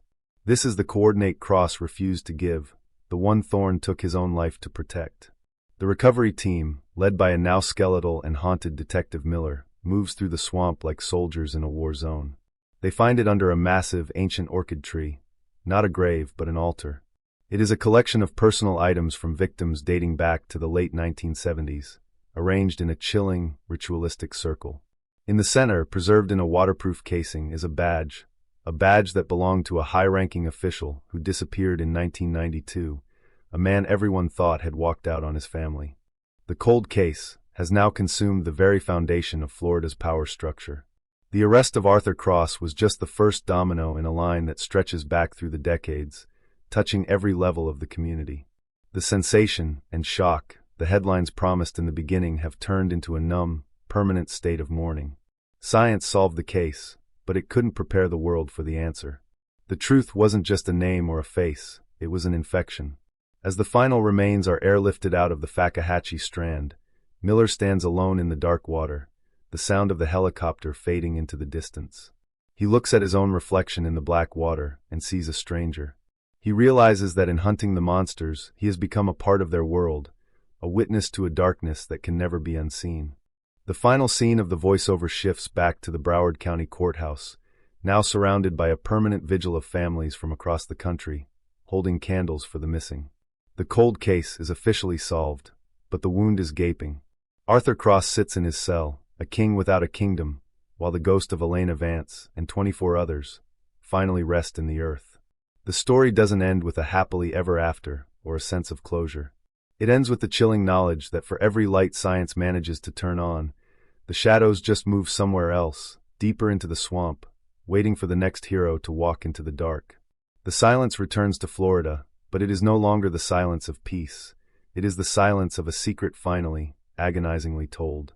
The courtroom air in late 2026 isn't just heavy. It is pressurized, a powder keg of public fury and judicial reckoning that feels like it could detonate with the slightest spark. This is the trial of the shadows, the legal culmination of the horror that began with a single blue Mustang on Highway 27 and spiraled into a systemic conspiracy that paralyzed the state. Arthur Cross is no longer the sole focus of the world's vitriol. Beside him at an expanded defense table sit 3 other men, unmasked by the Thorne archive, a retired judge, a former state senator, and a high-ranking private security consultant. They are the coterie of the Glades, a cabal of the elite who didn't just hide Cross's crimes, but curated them, using their influence to divert investigations and bury files whenever the heat got too close to the hero of the 90s. The headline on every digital screen from Miami to London screams the same 3 words: systemic evil exposed. The prosecution's star witness isn't a person, but a ghost. Detective Miller, now a shell of the man who started this journey, takes the stand not as a victor, but as a victim of the truth. His voice is a low, rhythmic growl, steady and relentless as he narrates the contents of the Thorn archive. He explains how the final project wasn't just a burial site, it was a trophy room for a brotherhood that viewed the citizens they served as prey. He presents the decrypted emails, cold, clinical exchanges where the lives of young women were discussed like commodities, where the success of a kidnapping was measured in the duration of the subsequent police failure. The jury, a group of 12 ordinary people forced to stare into the abyss, looks physically ill. One woman weeps silently into her hands as Miller details how the retired judge, the very man who once swore to uphold justice, had signed off on administrative destructions of evidence bags that could have ended the nightmare 20 years ago. The defense tries to frame the conspiracy as a series of unrelated professional courtesies gone wrong, a desperate attempt to portray a network of serial predators as merely a group of old men protecting a friend. But the evidence is a tidal wave. The prosecution plays tape 88, a recording from the Thorn Ranch where the senator's distinctive, booming voice is heard laughing about a close call with a forensic team in 2005. The betrayal is total. It is a moment of collective trauma for the state of Florida, the realization that the guardians of the gates were the ones letting the wolves in. The trial becomes a funeral for the community's innocence. Outside the courthouse, the crowd has grown into a city of tents, a sea of faces holding photos of the missing, their chants for justice vibrating through the thick, humid air like a heartbeat. The climax of the trial comes when Arthur Cross is called to testify against his brothers in exchange for avoiding the death penalty. He walks to the stand with a slow, deliberate gait, his presence still radiating a terrifying, quiet authority. He doesn't look at the grieving mothers in the gallery, he looks at the men he used to hunt with. For 6 hours, Cross dismantles the coterie with the same surgical precision he used to hide his bodies. He describes the rituals, the shared secrets, and the way they used their power to police the police. He speaks of Elias Thorn not as a partner, but as the architect of their invincibility. "We weren't hiding from you," Cross says, his eyes landing on Miller with a chilling flicker of amusement. "We were part of you. We were the system." The statement is a gut punch that leaves the courtroom in a stunned, ringing silence. The verdicts come down in the dead of night, a week before Christmas. Guilty, guilty, guilty. Life without parole for all. But there is no celebration in the streets. There is only a profound, hollow exhaustion. The cold case is legally closed, the network dismantled, and the actors behind the curtain are finally in cages. But as the prison vans pull away from the courthouse, heading toward the same concrete fortress that holds Arthur Cross, the victory feels like a Pyrrhic one. The cost of the truth was the destruction of faith in every institution that was supposed to keep the world safe. Detective Miller watches the taillights vanish into the Florida fog, his hand resting on the badge he has finally decided to turn in. He is done. The ghosts have their names, the killers have their cells, and the swamp has been forced to give up its dead. The final scene of this cinematic descent takes us back to the roadside where Elena Vance's Mustang was found 32 years ago. A small, permanent memorial has been built there, a simple stone bench overlooking the sawgrass. Elena's mother sits there now, not waiting for a phone call, but just listening to the wind. The cold case that shocked a community is now a chapter in a textbook, a warning about the darkness that can hide behind a uniform and a smile. The voiceover drops to a final, haunting whisper. The Everglades are silent again, but it's a different kind of silence, a heavy, knowing quiet. The mystery is solved, the monster is caught, but the scars on the land and the soul of the city are permanent. The past is never truly gone. It just waits in the dark, reminding us that sometimes, the only thing between us and the abyss is the courage to look at the man in the mirror and ask who he really is. The screen fades to black, leaving only the sound of the water, flowing endlessly, carrying the secrets of the dead toward a sea that never forgets. The Florida sun of early 2027 does not feel like a blessing.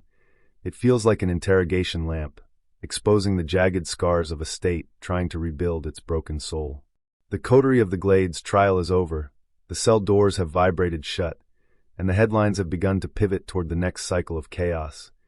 But the legacy of the Elena Vance cold case has mutated into a global movement. This is no longer just a story of a single arrest, it is the Vance effect. Across the United States, from the rainy forests of the Pacific Northwest to the sun-bleached deserts of Arizona, a legislative wildfire is spreading. New laws, demanding the mandatory retroactive DNA testing of every overlooked item in evidence lockers dating back 40 years, are being passed in the names of the girls Arthur Cross tried to erase. The cold case has become a hot iron, searing the conscience of every police department that ever let a file gather dust. Inside the halls of the Department of Justice, a new task force, the Vance Unit, is being formed, staffed not by traditional detectives, but by a new breed of forensic genealogists and digital archaeologists. They are using the Thorn Archive as a Rosetta Stone, a key to decoding the patterns of hidden predatory networks that have operated in the shadows of public service for decades. The shockwaves have reached the highest levels of the FBI. They are discovering that the coterie wasn't an isolated incident, it was a blueprint. In 3 other states, shadow mentors have already been identified, men who used their positions in law enforcement and local government to shield their dark impulses. The arrest in Florida didn't just solve a 1994 murder, it pulled the thread on a tapestry of systemic corruption that is now unraveling at a terrifying speed. Detective Miller, now fully transitioned into the civilian world, finds himself an unwilling icon of this new era. He spends his days in a quiet house on the coast, but his nights are spent on Zoom calls with investigators from across the country. He has become the whisperer of the dead, the man who knows how to spot the hero's mask. He watches as the hero of the 90s narrative is dismantled in cities he's never visited. In Chicago, a decorated police captain is quietly retired, as genetic markers link him to a 1988 disappearance. In Seattle, a beloved fire chief is taken into custody for a series of cold cases from the late 70s. The Vance effect is a reckoning, a purging of the rot that had been allowed to fester under the guise of institutional loyalty. The community's shock has turned into a grim, national vigilance. But back in Broward County, the scars are still tender. The fire station where Arthur Cross once reigned is now a museum of forensic science, a place where new recruits are taught not just how to fight fires, but how to recognize the psychological fractures in their own ranks. The Book of Shadows is kept in a glass case, a reminder that the greatest threat doesn't always come from the flames, but from the person holding the hose. The town is different now. The trust is gone, replaced by a transparency that is as cold as it is necessary. Every public official's life is an open book. The privacy they once enjoyed has been sacrificed on the altar of the truth that Elena Vance's mother waited 30 years to hear. As the first anniversary of the final verdict approaches, a national monument is unveiled at the edge of the Everglades. It isn't a statue of a hero. It is a wall of glass, etched with the names of every victim found in the Thorn Archive and every cold case victim since identified by the Vance Unit. When the sun hits the glass at a certain angle, the names seem to float over the sawgrass, a shimmering army of ghosts finally reclaimed from the mud. Elena Vance's name is at the center. Her mother stands before the wall, her hand tracing the letters. She is no longer the woman who waited by the phone. She is the mother of a revolution. The silence of the swamp is still there, but it no longer feels like a threat. It feels like a long-held breath finally being exhaled. The final image of this cinematic journey is a wide shot of the Florida landscape, the neon lights of the cities bleeding into the dark green of the wilderness. The voiceover is a low, steady pulse. The cold case of 1994 is officially a matter of history, but its ripples are still moving, changing the way the world looks at its saviors, its secrets, and its science. Arthur Cross sits in a maximum security cell, a man who thought he could outrun time, only to be overtaken by a future he couldn't imagine. The light of justice has been turned up to a blinding intensity, and while it may not bring the dead back to life, it has ensured that the darkness has nowhere left to hide. The Everglades continues to flow, ancient and indifferent, but beneath its surface, the truth is no longer a prisoner. The case is closed. The ghosts are free, and the world is finally, painfully awake. The year is now 2028, and the silence inside the maximum security wing of Florida State Prison is a heavy, synthetic thing, a stark contrast to the wild, humid chaos of the Everglades that once served as Arthur Cross's playground. Behind the reinforced glass of the high-security observation room, a team of elite profilers from the Vance Unit gathers for the final objective, the Cross Protocol. Arthur Cross is dying. The hero-turned-monster has been ravaged by an aggressive form of bone cancer, a poetic irony for a man who spent decades burying bones in the limestone of the swamp. He is no longer the imposing fire captain or the smug mastermind of the coterie. He is a shrunken, translucent figure tethered to an oxygen tank, yet his eyes, those flat, obsidian eyes, remain as sharp as a forensic scalpel. They are not here for an apology. They are here because the Thorn Archive hinted at one final, catastrophic secret, the Alpha File, a missing chapter that predates even the death of Claire Beaumont. The air in the interview room is thick with the scent of rubbing alcohol and the rhythmic hiss of the ventilator, a sound that mirrors the ticking of the Mustang's engine back in 1994. Detective Miller, despite his retirement, is the only one Cross will speak to. Miller sits across from the dying man, sensing that this is the final move in a chess match that has spanned half a lifetime. Cross leans forward, his voice a ghost of a rasp, and whispers a date, November 12, 1972. It is a date that doesn't exist in any Florida cold case file. It predates Cross's career, his marriage, and his move to Broward County. The profilers behind the glass freeze. If Cross started in 1972, the body count isn't 25. It is potentially double that. The Vance effect is about to hit a tectonic plate that could shatter the history of the entire Southeast. Cross begins to speak, and for the first time, the clinical detachment is replaced by a terrifying nostalgia. He talks about a summer in the Appalachian foothills of Georgia, about a young man, himself, who discovered that he didn't just want to save things from the fire. He wanted to see what remained when the fire went out.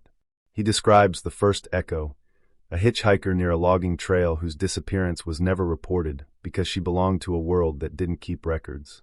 He describes the experimentation phase, a period of nomadic wandering where he learned the geography of the forgotten, the deep woods, the abandoned mines, the drainage tunnels.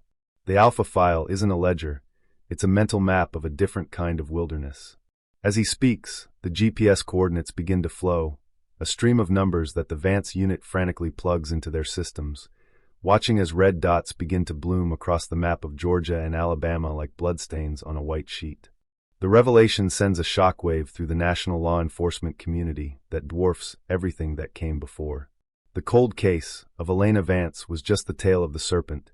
The head was buried in the red clay of the 1970s. The news breaks with a cinematic intensity. The prequel to horror, Cross confesses 2 decades of lost victims.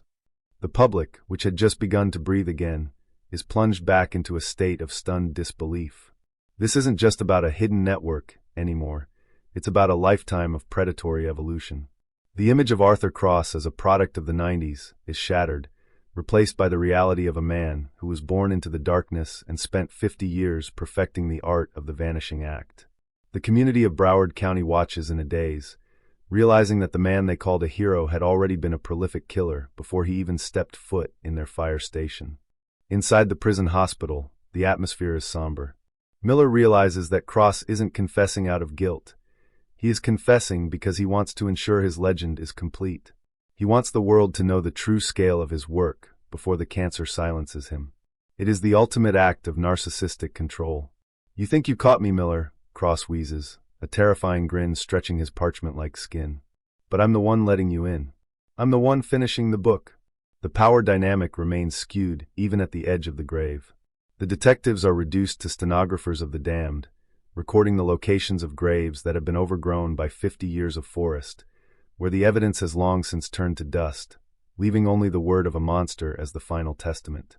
As the sun sets over the prison walls, casting long, barred shadows across the floor, the Alpha File is finally completed. The tally of potential victims has climbed to 48. The logistical nightmare of recovering remains from the 1970s begins to mobilize, a multi-state operation involving the National Guard, university archaeology departments, and the FBI's elite recovery teams. The Vance effect has now become a permanent fixture of the American legal landscape, a never-ending cycle of excavation and identification. The families of the new victims, people who have lived in the shadow of the unknown for half a century, are brought into a light they never expected to see. For them, Arthur Cross isn't a news headline. He is the answer to a question that has haunted their family trees for 3 generations. The final moments of the interview are a study in the banality of evil. Cross asks for a glass of water, sips it slowly, and then looks out the small, reinforced window at the darkening sky. "The fire is almost out," he mutters, his eyes glazing over as the morphine begins to take hold. Miller stands up, his shadow stretching across the bed. He doesn't say goodbye. He doesn't offer forgiveness. He simply takes the folders, the maps, and the recordings and walks out of the room. He leaves the monster alone in the dark, a man who will die in a cage, yet who has managed to scar the map of a nation forever. The silence that follows is absolute, broken only by the steady, mechanical hiss of the oxygen tank, a sound that will stop before the sun rises. The camera pulls back from the prison, high into the night air, panning north toward the mountains of Georgia and south toward the swamps of Florida. The voiceover is a haunting, final reflection. The cold case of 1994 has become the case of the century, a journey that led from a blue Mustang to the very heart of a killer's soul. The science has done its job, the truth has been told, and the names of the 48 have been etched into history.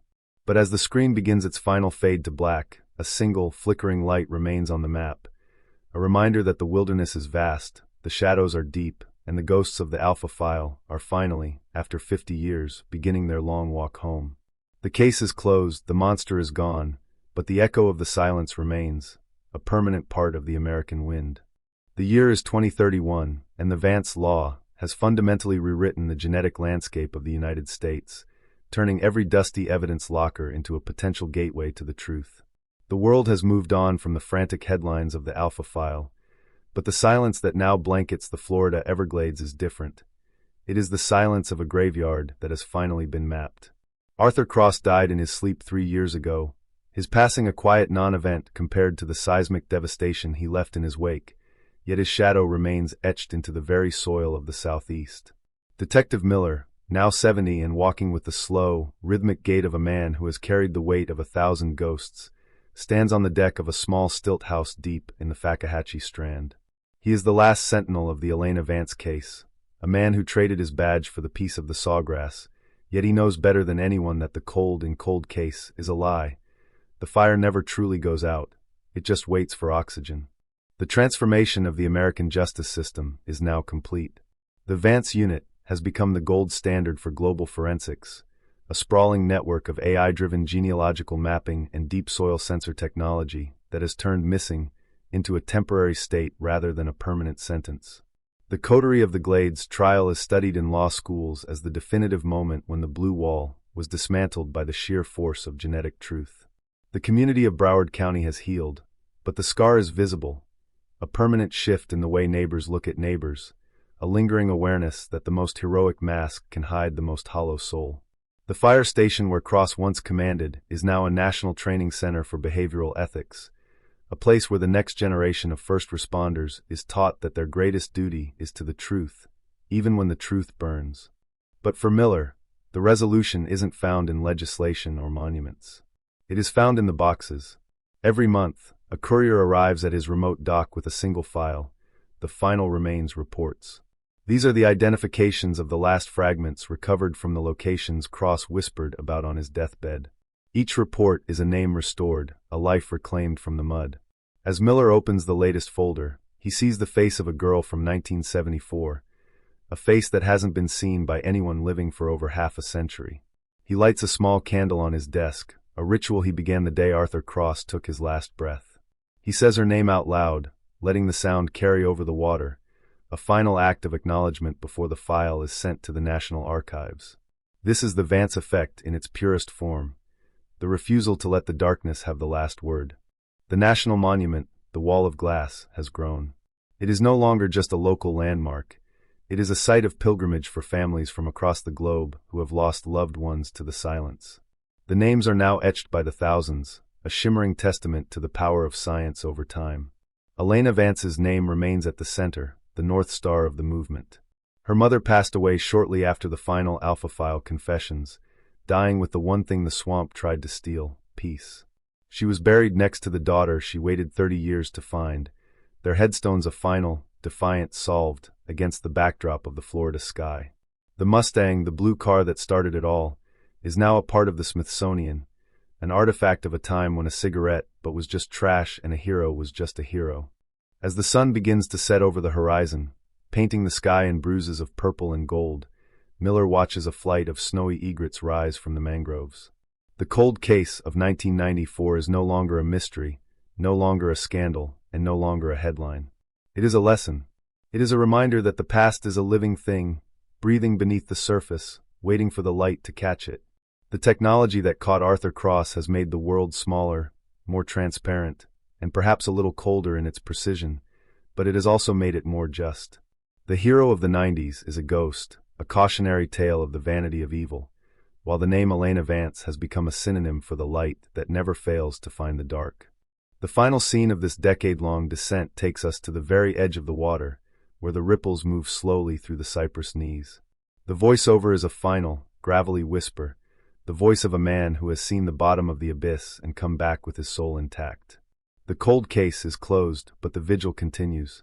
The Everglades will always keep secrets because that is what wilderness does, but they will never again keep a secret that science can name. The camera pulls back, higher than it has ever gone, until the entire peninsula of Florida is visible, a thin strip of land between two vast oceans, pulsing with the lights of a million lives. The screen goes black, but the humming of the swamp remains, a steady, eternal vibration that says, "We remember. We found you. You are home." The Vance case is over. The silence is finally, truthfully earned. The year is 2035, and the archives of the Vance unit are no longer housed in a basement or a dusty file room. They exist in the cloud, a sterile, silent fortress of servers humming in a climate-controlled bunker in Virginia. The physical evidence, the cigarette butts, the clothing, the rusted tools from the swamp, has long since been catalogued and stored in the Smithsonian or destroyed, but the data remains, a digital ghost of the horror that once gripped Florida. In this neon-lit silence, Detective Nia Rives sits alone. She is 28 years old, a digital native who views the Arthur Cross case not as a living memory, but as a foundational text, a history lesson she studied at the academy. She is part of the cleanup crew, a subdivision tasked with the unglamorous job of migrating the massive, fragmented terabytes of the Thorn archive into the new federal database. It is tedious, eye-straining work, sifting through millions of emails, corrupt video files, and encrypted logs that have been dormant for a decade. The world believes the mine has been stripped of all its ore, that every secret the coterie held has been dragged into the light. The world is wrong. It happens at 2 a.m., the same witching hour that seems to haunt this case across generations. Nia is processing a subfolder labeled junk_data_2024, a collection of files that the original forensic teams had dismissed as corrupted static or system noise during the initial raid on Elias Thorne's ranch. To the algorithms of 2026, it was garbage. But to the quantum-assisted decryption software of 2035, it is a pattern. Nia watches as a jagged line of static on her monitor begins to smooth out, reorganizing itself into a waveform. It isn't a video, it is an audio file buried inside a dummy image of a topographic map. She puts on her noise-canceling headphones, expecting to hear the mundane chatter of a dispatcher or perhaps the background noise of a police scanner. Instead, she hears a voice that makes the blood in her veins turn to ice. It is the voice of Arthur Cross, but it isn't the rasping, dying man in the prison hospital, nor is it the arrogant predator of the interrogation tapes. It is a calm, professorial voice, speaking with a terrifying intimacy. "The fire is a living thing," Cross says, his voice crisp and clear, recorded just months before his arrest. "But the water is a library. You have to learn how to file the books so no one ever checks them out. Do you understand? Thomas?" The recording cuts to static. Nia freezes. She replays it. "Thomas." There was no Thomas in the coterie. The coterie of the Glades was a club of old men, judges, senators, dispatchers, men of Cross's generation. There was no Thomas in the Alpha file. There was no Thomas in the ledger. She runs a search query through the entire Vance unit database for the name Thomas, associated with Arthur Cross. The system returns thousands of hits, victims' relatives, random witnesses, coffee shop receipts, but nothing that fits the context of a student being tutored. She realizes, with a sinking sensation in her gut, that she isn't looking at a record of a crime. She is listening to a lesson. Cross wasn't just hiding his past, he was securing his future. He was training a successor. The discovery launches Nia into a covert, obsession-fueled investigation that mirrors the early days of Detective Miller's hunt. She cannot take this to her superiors. The Vance victory is politically sacrosanct. The Department of Justice has declared the network dismantled, the monster slain. To suggest that Cross had a protege who slipped the net would be professional suicide, a conspiracy theory in an age of absolute truth. So she goes rogue. She begins to cross-reference the date of the recording, March 2024, with Cross's movements. The GPS data from the Book of Shadows showed Cross making repeated trips to a community college in North Florida during that spring, trips that were previously attributed to him scouting for new victims. But Nia digs deeper into the college's archives. She hacks into the registrar's old backups. She finds a fire science continuing education course. The instructor? A local chief. But the guest lecturer for 3 weeks in March? Captain Arthur Cross. And on the student roll, a 20-year-old EMT named Thomas Kincaid. Nia pulls Kincaid's file. It is terrifyingly clean. Average grades. No criminal record. No parking tickets. He is a ghost in the system, a man who learned how to be invisible from the master of camouflage. Kincaid dropped out of the program 2 weeks after Cross's arrest in 2025. He didn't flee, he didn't panic. He simply dissolved. He moved to the Pacific Northwest, changed his name legally, a process that was much easier before the Vance laws tightened the net, and vanished into the vast, rain-soaked wilderness of Oregon. Nia tracks his digital footprint, which is sparse, almost non-existent. But then she finds the anomaly. A small news item from a local paper in rural Washington state, dated 6 months ago. Hiker missing in Olympic National Park. Authorities suspect accidental fall. The article mentions that the search was called off due to unprecedented heavy rains that washed away any potential tracks. It is a standard tragedy in the rugged Northwest. But Nia sees the signature, the location, the weather conditions, the complete absence of evidence. It is the Cross Protocol, adapted for a new biome. The fire has moved to the rain. She needs confirmation. She needs the only mind that has ever successfully mapped the geography of Cross's madness. She books a flight to Florida, renting a car and driving south, past the neon sprawl of Miami, into the deep silence of the Fakahatchee Strand. The stilt house is weathered now, the wood gray and silver under the relentless sun. Detective Miller sits in a rocking chair on the porch, a blanket over his legs, his eyes clouded with cataracts but still watching the tree line. He doesn't look surprised to see her. He listens as she plays the audio file on her tablet. He listens as she lays out the timeline of Thomas Kincaid. He doesn't speak for a long time. The only sound is the wind in the sawgrass and the distant cry of a heron. Then Miller nods, a slow, resigned movement that carries the weight of a prophecy fulfilled. "I always wondered," Miller whispers, his voice dry as dead leaves. "Arthur was a narcissist. True narcissists don't accept mortality.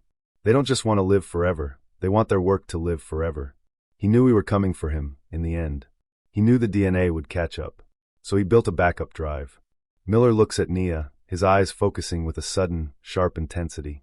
This Thomas, he won't be like Arthur. Arthur was arrogant. He kept trophies. He kept a ledger. He wanted to be caught, on some level, because he wanted credit for his genius. But the student saw the teacher fall. The student knows exactly where Arthur failed. He won't keep a ledger. He won't keep trophies. He won't leave a cigarette butt. Miller leans back, closing his eyes. "You're not hunting a serial killer, detective. You're hunting an algorithm. A perfect, self-correcting machine." The realization hits Nia with the force of a physical blow. The Vance effect had modernized forensics, but it had also forced the predators to evolve. Kincaid isn't just a copycat, he is an upgrade. He is operating in a jurisdiction far from the Vance unit's immediate reach, in a terrain that is even more unforgiving than the Everglades. The rain of the Pacific Northwest washes away DNA faster than the swamp ever could. Nia realizes that the anomaly she found wasn't a mistake. It was a breadcrumb, perhaps left intentionally, or perhaps just the inevitable friction of a monster moving through the world. She thanks Miller, leaving him on the porch where he will likely spend his final days, a guardian of a closed gate, while the war has already moved to a new front. As Nia flies back to Virginia, the scope of the threat expands in her mind. Thomas Kincaid is out there, somewhere in the millions of acres of pine and mist, applying the lessons of the Florida heat to the cold rain. He is 30 years old now, prime age. He has had a decade to perfect his craft, watching the Vance unit celebrate their victory, watching the world relax, secure in the belief that the monsters are all behind glass walls. The audio file plays on a loop in her headphones. The water is a library. She opens her laptop and pulls up the map of the Olympic Peninsula. It is vast, green, and terrifyingly empty. She sees the dots of missing persons, hikers, drifters, runaways, scattered across the map like stars in a dark sky. They are listed as accidental, exposure, or animal attack. But Nia sees the pattern now. She sees the grid. She sees the hand of the master guiding the hand of the apprentice. She arrives back at the data center, the hum of the servers greeting her like the buzz of a hive. She sits at her terminal, the glow of the screen illuminating her face in the dark room. She creates a new file, encrypted, separate from the official archive. She labels it Project Echo. She cannot tell her boss yet. She cannot trigger a nationwide panic without proof. She has to hunt him the way Miller hunted Cross, slowly, methodically from the shadows. She begins to write code, a search algorithm designed to look for the specific voids in the data that mark Kincaid's presence. The missing footage, the scrubbed logs, the inexplicable gaps in cell tower pings. The screen fills with lines of code, a digital net being cast into the dark. Nia Rives is no longer just a data archivist. She is the new keeper of the flame, the next generation in a war that has no end. The camera moves in close on her eyes, reflecting the cascading data streams. The voiceover drops to a final, chilling register. The world thought the story of Arthur Cross ended with a grave in a prison cemetery.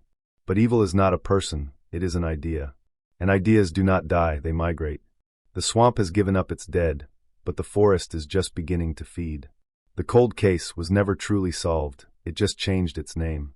And somewhere, deep in the heavy, silent woods of Washington, a man named Thomas is checking out a book from the library, and no one knows he is there.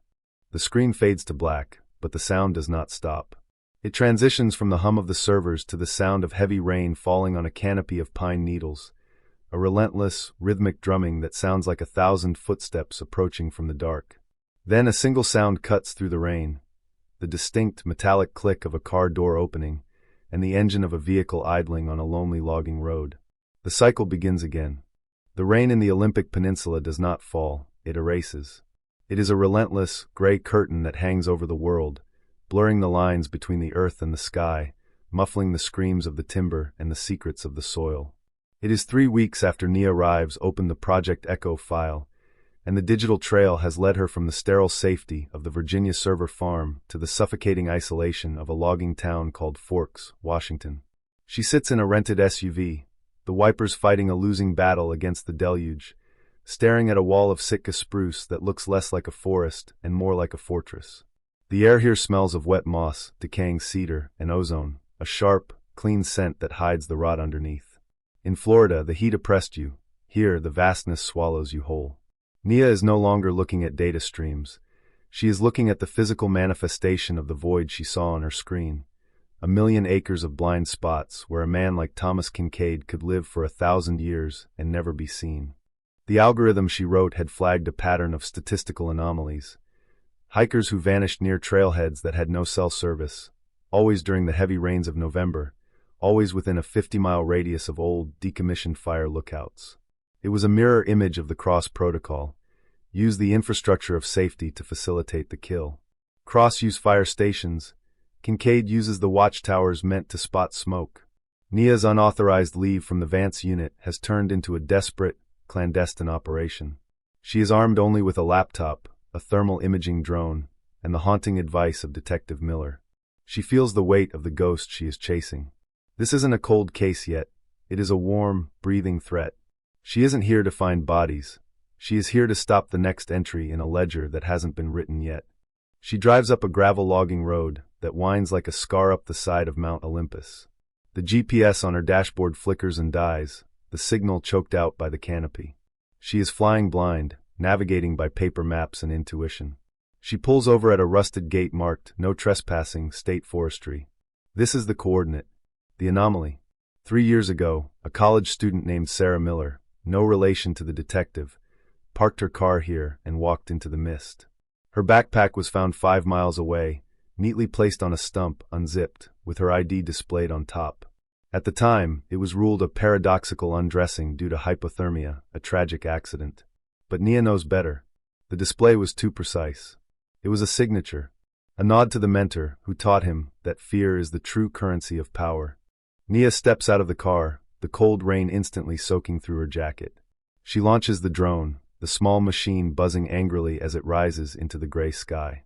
On her tablet screen, The forest transforms into a landscape of heat signatures: elk, bears, the glowing engines of distant logging trucks. She pushes the drone higher, toward the ridge line, searching for the heat bloom of a structure that shouldn't be there. And then she sees it. A faint, rhythmic pulse of heat coming from a rocky outcrop 3 miles north. It isn't a campfire, it's too steady. It's a generator. Someone is up there, in the dead zone, keeping the lights on in the middle of nowhere. The trek through the woods is a nightmare of slick mud and devil's club, a thorny underbrush that tears at her clothes. As she climbs, the silence of the forest becomes heavy watching. She realizes that she has crossed a threshold. In the data center, she was the predator, sifting through the code. Here, she is an intruder in an ecosystem that Thomas Kincaid has curated for a decade. She reaches the outcrop just as the light begins to fail, the gray turning to an impenetrable black. The structure is an old fire lookout, its windows boarded up, perched on stilts like a spider. But there is a fresh padlock on the trapdoor, and on the wooden railing, carved deep into the grain with a knife, is a symbol. It isn't a gang sign. It isn't a warning. It is a perfect, mathematical representation of a flame, the same symbol Arthur Cross sketched in the margins of his prison Bible. Nia freezes. The symbol is fresh. The wood is still light where the knife cut it. He was here. Recently. Maybe hours ago. Maybe he is watching her right now from the tree line, a ghost in a rain poncho, studying her the way a scientist studies a lab rat. The realization hits her with the force of a thunderclap. He wanted her to find this. The anomaly in the data wasn't a mistake, it was an invitation. Kincaid knew the Vance unit would eventually digitize the Thorn archive. He knew someone smart enough would find the audio file. He has been waiting for a worthy adversary, someone to play the game with, just as Cross played with Miller. This isn't an investigation. It is the opening move of a new match. She forces the trapdoor open with a crowbar, her heart hammering against her ribs like a trapped bird. Inside, the lookout is dry and smells of kerosene and old paper. It is Spartan, clean, terrifyingly organized. There are no trophies. Miller was right. But there is a desk. And on the desk, there is a single laptop, powered down, sitting next to a wireless transmitter. Nia opens it. It isn't password protected. The screen flares to life, revealing a single video file titled lesson_1.mov. She presses play. The video is grainy, shot from a distance, looking down at the very spot where she parked her SUV 3 hours ago. She sees herself get out of the car. She sees herself launch the drone. The timestamp is from today. A voice comes over the speakers, smooth, calm, indistinguishable from the generic male voices of the Pacific Northwest, yet laced with a chilling familiarity. Arthur taught me that the fire consumes, the voice says. But the rain washes clean. You're looking for the past, Detective Rives. But I'm building the future. You have the data. I have the wilderness. Let's see who survives the winter. The screen goes black. Then a map appears. It shows the Olympic Peninsula, but it is covered in new dots, red dots, glowing like embers. They aren't past victims. They are projected targets. Locations of interest for the coming season. He is showing her his hunting grounds, daring her to stop him. Nia backs away from the laptop, the sound of the rain on the roof suddenly sounding like a deafening applause. She scrambles down the ladder, running back through the dark woods, the flashlight beam cutting erratic slices through the mist. She reaches her car, locks the doors, and sits there, gasping for air. She looks out into the black wall of the forest. Somewhere out there, Thomas Kincaid is watching. He didn't kill her because she is necessary. He needs a witness. He needs a chronicler. He needs a Miller to his cross. She starts the engine, her hands shaking on the wheel. She grabs her satellite phone and dials the secure line to the director of the Vance unit. It rings once, twice. When the director answers, Nia's voice is steady, hardened by the cold rain. It wasn't a glitch, sir, she says, staring into the rearview mirror as the red taillights illuminate the wet gravel. It's a network, and it's active. I need a team. I need resources. And I need them now. She pauses, watching the shadows of the trees stretch out like grasping fingers. The Florida case is closed. But the Washington case, it just opened. As she puts the car in gear and drives down the mountain, leaving the fire lookout behind in the storm, the camera pans up, high above the trees, where the clouds swirl in a violent vortex. The voiceover returns, darker now, stripped of the nostalgia of the swamp, replaced by the cold, hard edge of the mountains. The monster didn't die, he evolved. The legacy of Arthur Cross has metastasized into something colder, smarter, and harder to kill. The heat of the passion is gone, replaced by the cold calculation of the algorithm. The hunt is no longer about finding what was lost. It is about saving what is left. And in the deep, dark woods of the Pacific Northwest, the rain keeps falling, washing away the sins of the night, preparing the ground for the blood of the morning. To be continued.